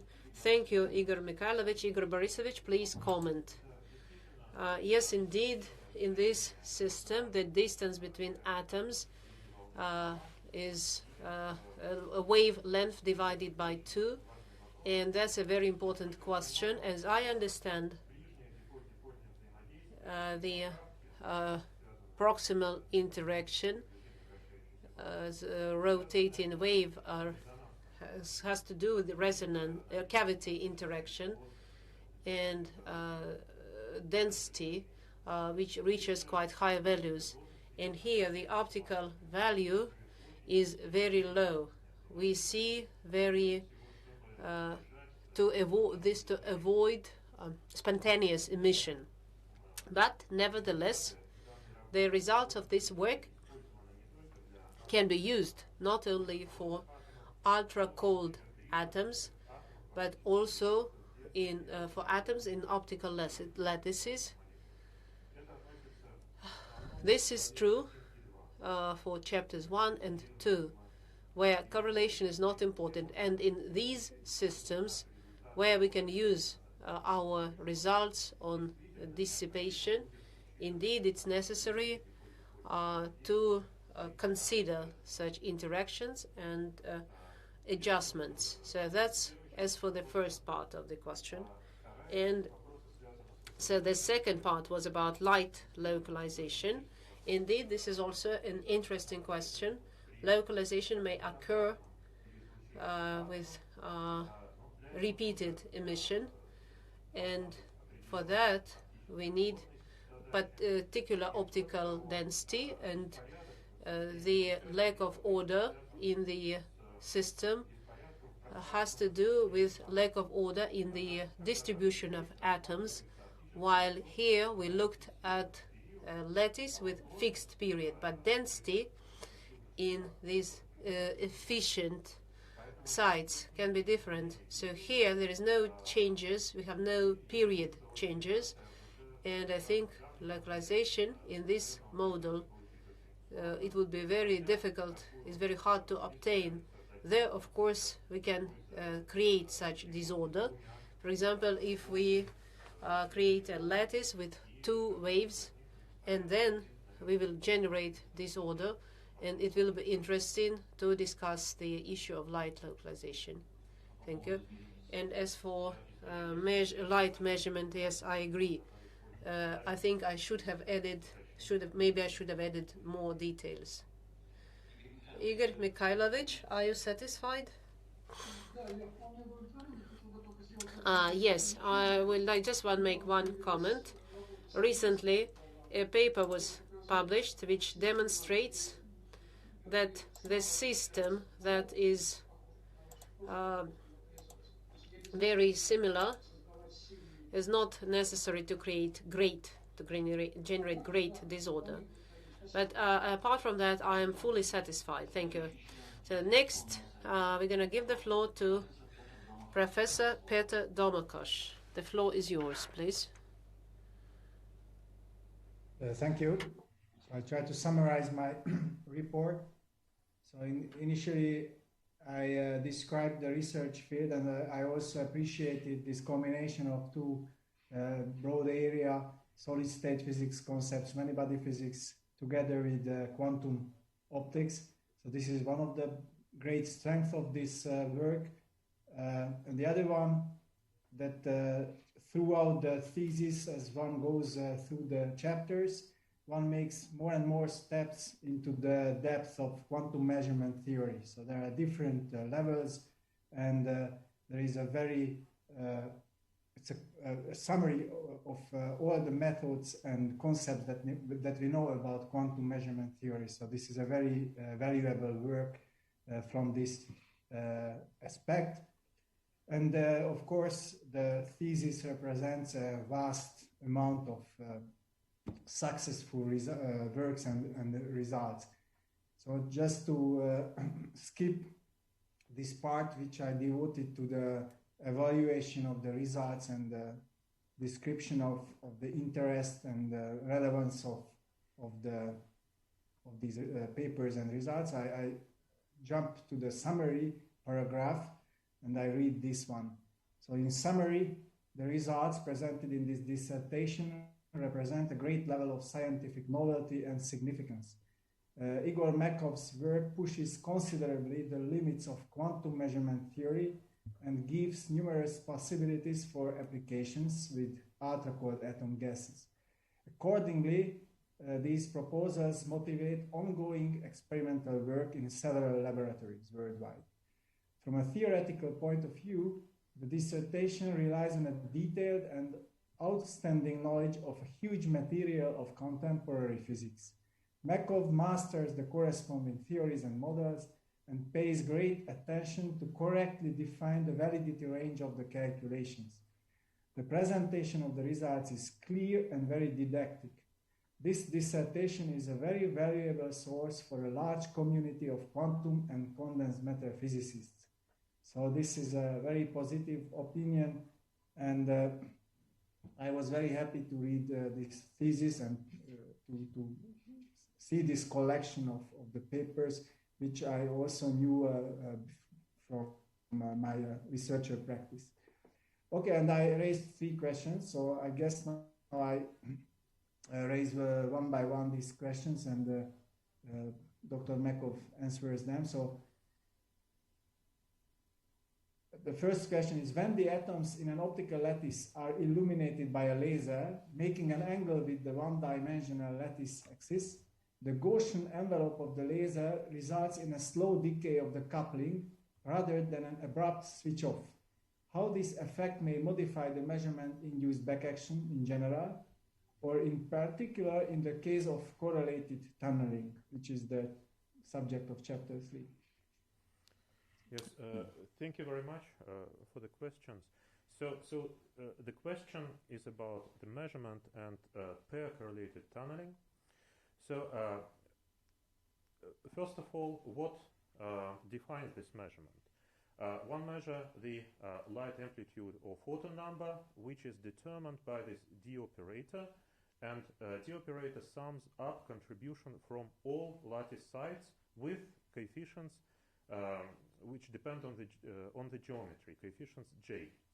And basically the most important part here in this question about is coefficient J. In our simple example, when we illuminate the central part of the lattice, all coefficients J are equal to 1 here and 0 outside this region. In the case of the Gaussian distribution of the laser beam, the distribution between coefficients here will be Gaussian. So the question, what will happen if we will consider Gaussian coefficients here. So now what does the measurement do to the system? First, and the main effect is that the measurement defines the quantum Zeno subspace, which depends on the measurement operator. And then we can build a perturbation theory and find pair-correlated tunneling on the top of this quantum Zeno subspace. So the general answer is we should, when we change the coefficients, we should define this quantum Zeno subspace and then build the perturbation theory. So we show several examples in this thesis. So first, the case with homogeneous illumination of the central part, and the result that one atom should come in and another atom should leave at the same moment. For example, the last case shows another case, in another example, where these J coefficients are different. They are not 1, 1, but 1 minus 1. So we see that we have a different quantum Zeno subspace and therefore different pair tunneling. Instead of one atom comes in, another leaves, one atom should come in and another atom should come in as well to protect the atom number difference between odd and even sides. Or both atoms should leave. So we see how the geometrical coefficients J affect the paired tunneling, but the paired tunneling in general exists and survives. Now to the Gaussian distribution. So general answer, one should define the quantum Zeno subspace and solve build the perturbation theory and find the answer. In particular, for this case, I think there will be no big difference for Gaussian distribution because it is symmetric, and therefore there is the same probability of one atom to come into this region and for another atom to leave this region. So the situation stays symmetric for this example, and I think while we freeze not the total atom number, but we freeze another variable in another Zeno subspace, but the character of paired tunneling will survive. In this particular example, in general, one should build a perturbation theory on the top of quantum Zeno subspace, which is determined by this general D operator. That's all? Yes. Continue, please, Peter. Yeah, okay, accepted. Next question. In the system described in section 4.3.3, the conditional feedback signal depends on the mean quadrature. What kind of measurement of the quadrature operator is considered here? How is the mean of the quadrature is determined in a time-resolved manner? So we consider a standard homodyne detection, and in this expression which we use in the quantum trajectory analysis, yes, this is the expectation value of, in the conditional state, but what is taken into account is the whole terms consisted of two contributions.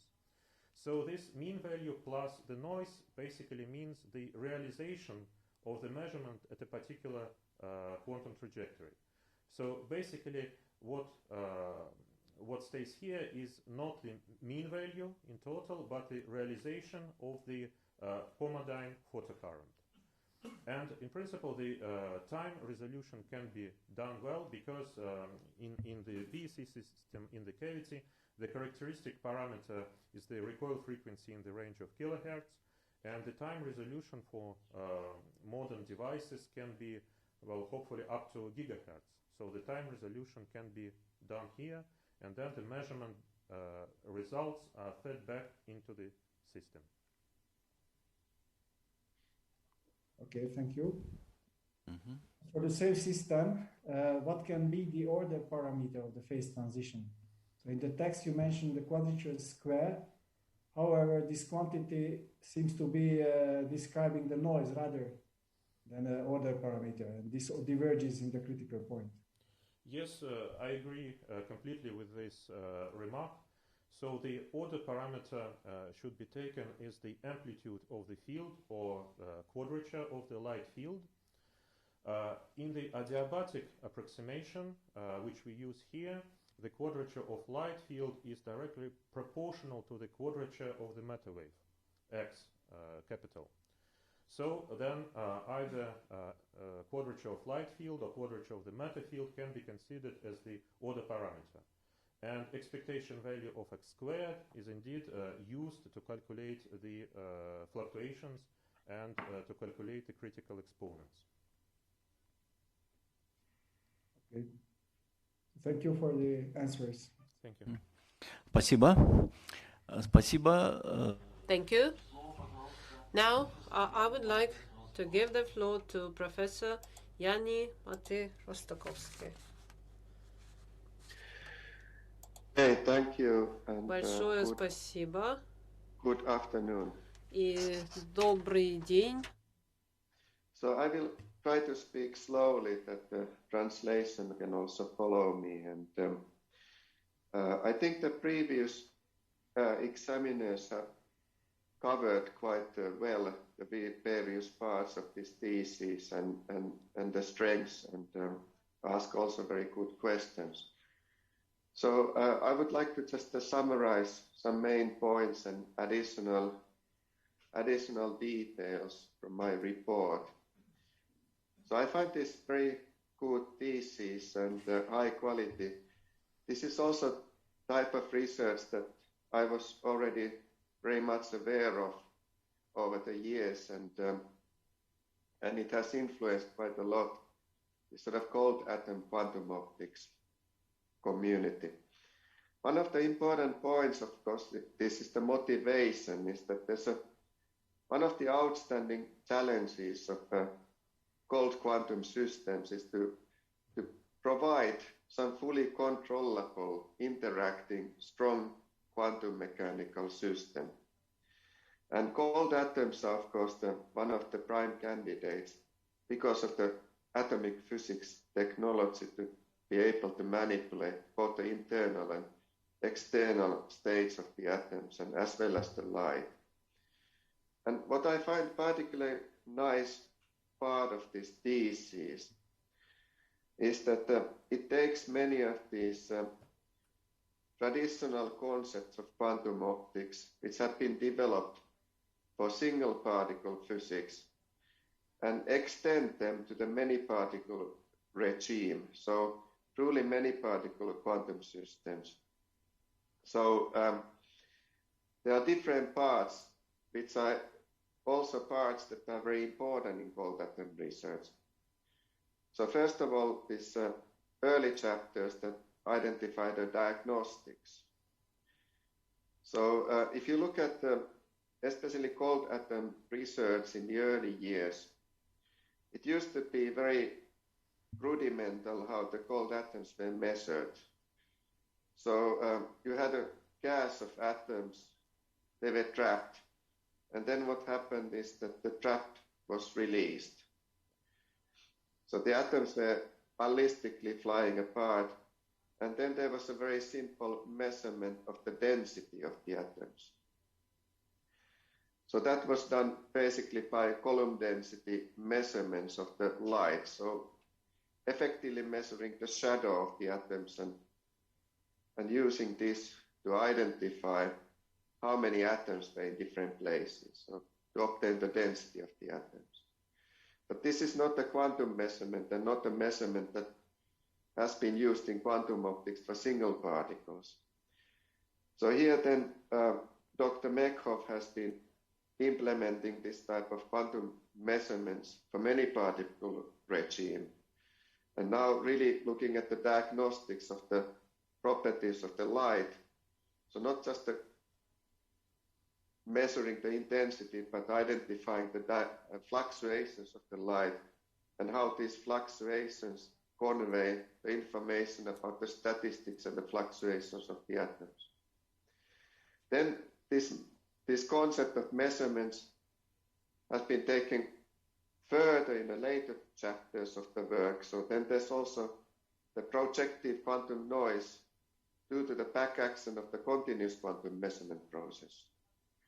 So then also the measurement itself is affecting the system of the atoms, and utilizing this and going further. And then there's also this concept of the feedback that comes later on. An especially active topic that is currently studied are these phase transitions and the control of the quantum systems by the measurement. So overall, I would find this as a very, very strong thesis, and a number of papers. I mean, also indication that I was very much aware of this work even before, and details of this paper, so that how central it has been in the development of this kind of a many-body quantum optics in cold atom concept. So, so my strong support for the approval of this thesis, and one indication is also this number of the high-impact journals that have been published in several physical review letters and publication in Optica and also in Nature Physics. So I don't have any particular questions, and I think these have been covered very well by the other examiners, and this provides a very good background for also expanding this system to more complex studies, where there are also various more complicated interactions of the light with the atoms. So it has a lots of future influence, this work. So I don't have any particular questions for the candidate. Спасибо. Thank you. Thank you, dear colleagues. Now it's my turn to present my review. And of course, the last speaker, the job of the last speaker is always the easiest. And it happens so that I absolutely agree. The decision to award, to vote for awarding the degree, to award to Igor Borisovich, the doctor's degree, and as everything has been mentioned, so maybe a few points. The work, in my opinion, is indeed outstanding, and when Igor Mikhailovich presented his thesis at our the department session, we had some colleagues from other departments. They all had a very high opinion. And we got another suggestion, which was already mentioned by Igor Vasilyevich. They proposed that material of Dr. Mekhov's results should be summarized, but not in a small textbook, but in a high-quality monograph, because we think the material is new, interesting, and doctoral thesis, of course, is not accessible to many, but if presented in the form of a monograph, the results would become available to a large number. So that's probably my only wish I'd like to make. This is an excellent work, and I will vote for awarding the degree of Doctor of Physics and Mathematics in Optics to Igor Borisovich. Thank you. Thank you. Let me add something. If we talk about monographs, and for students, of course, I think it needs some kind of mathematical annex that would provide all the calculations in detail, because you actually need to take a pen and that's so basically that's all I wanted to say. Thank you. Dmitry Vasilyevich, maybe.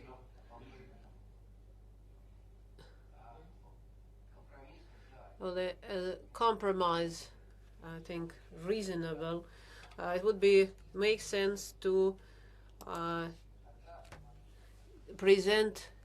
give a course of lectures, and then this monograph would emerge naturally.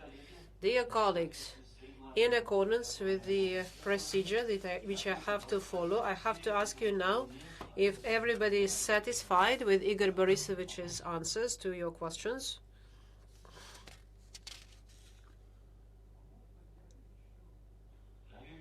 Yuri Mikhailovich, I will proceed to speeches of the attendees. All the council members are satisfied. Thank you. Now, Yuri Mikhailovich, is anyone willing to speak who is not a member of a council? Golubev Yuri Mikhailovich. I don't know if the microphone is on.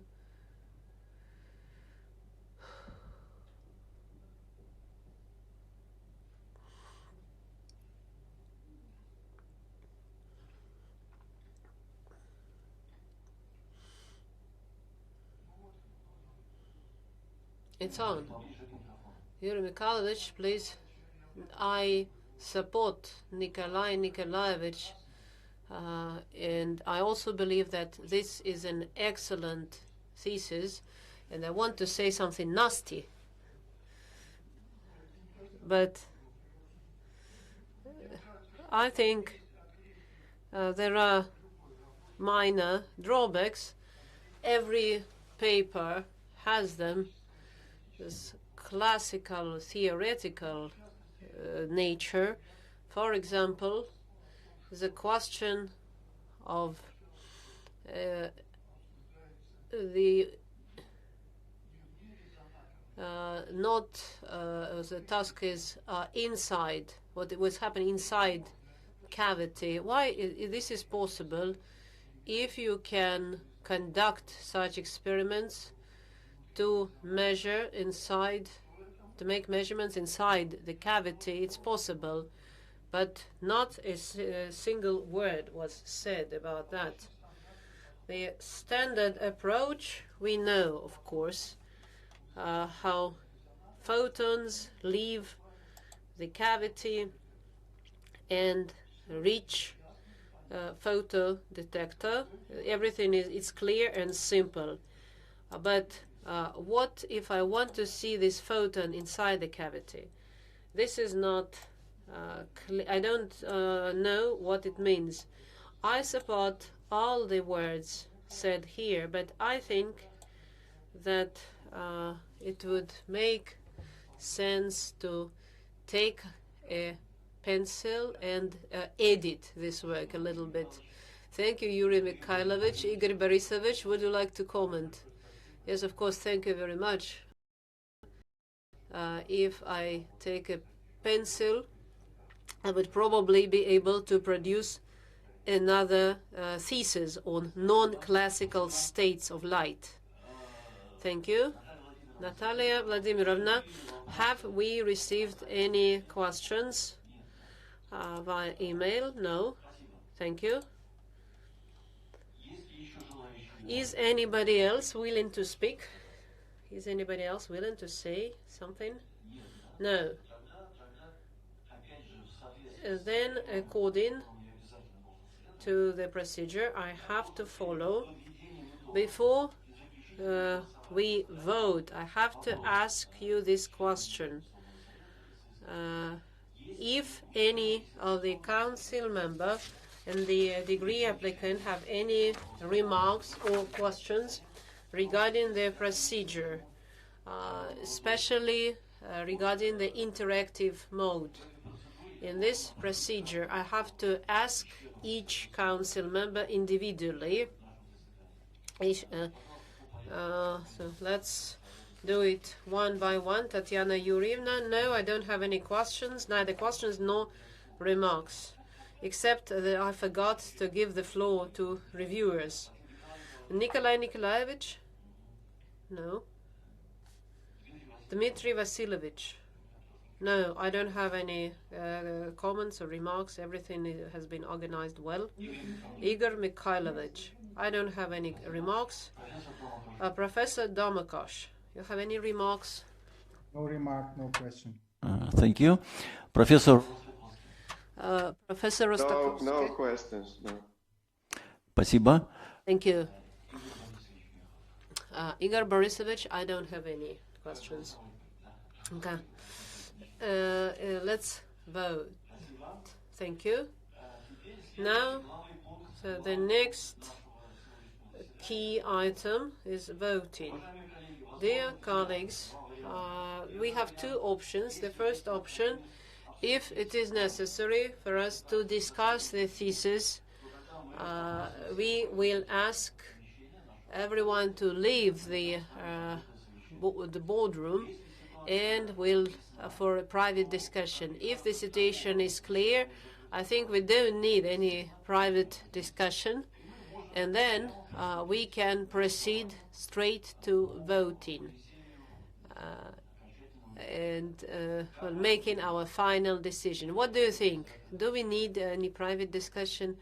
No, I think everybody has spoken openly already. We have all spoken already. Thank you.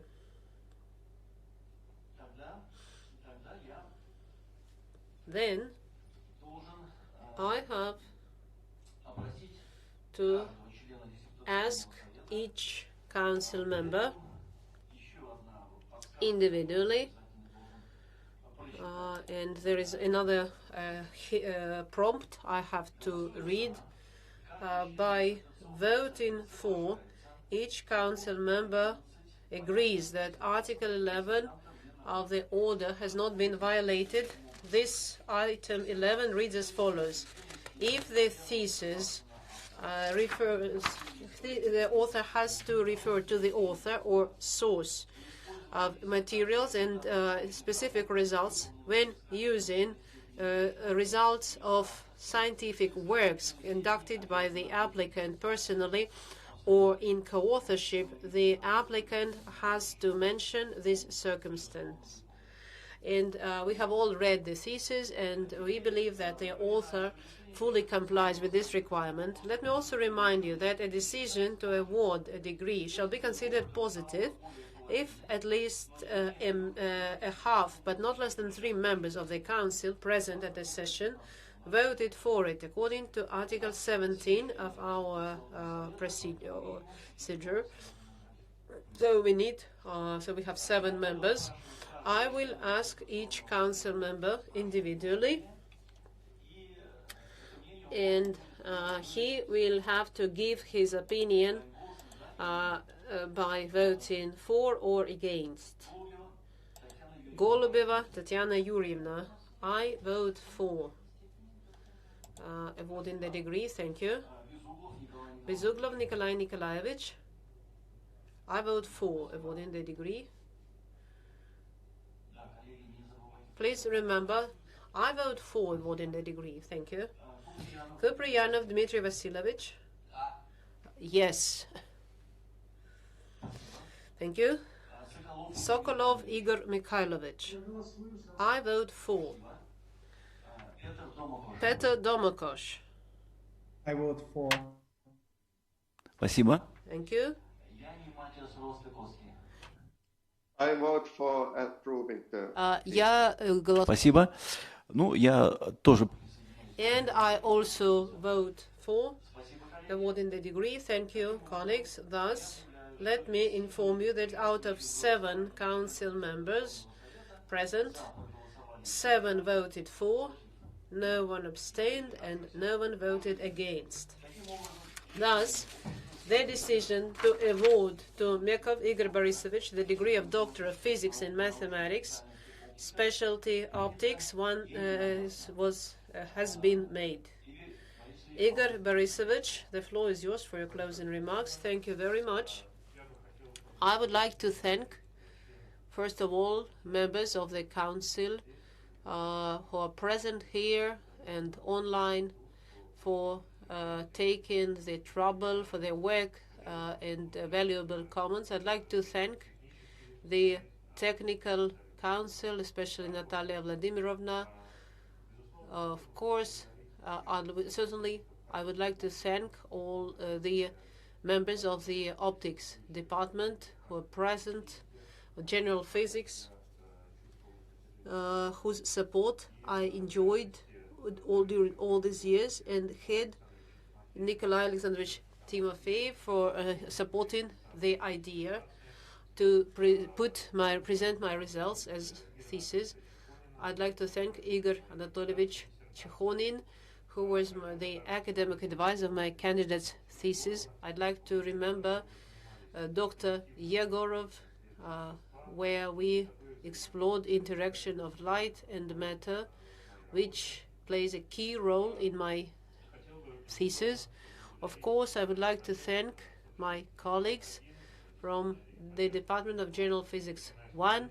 I enjoyed their support since I came to Innsbruck, Yuri Mikhailovich Golubev, Tatiana Yurievna Golubeva, and I would like to thank everybody present, all my colleagues, for their support. I enjoyed your support very much. Thank you.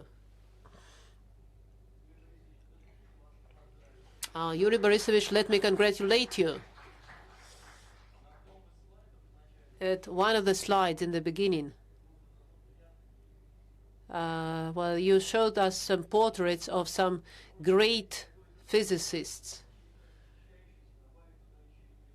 And I think that next applicant will probably add a photo of Igor Mekhov to this gallery. I wish you lots of success in the future. Thank you. Dear colleagues, I would like to thank all the council members for their work, and especially I'd like to thank our colleagues working online, especially our international colleagues, because you had to dedicate time. And thank you very much, everybody, and see you again. I declare the session closed. Thank you, everybody. Please stop the live broadcast. Thank you.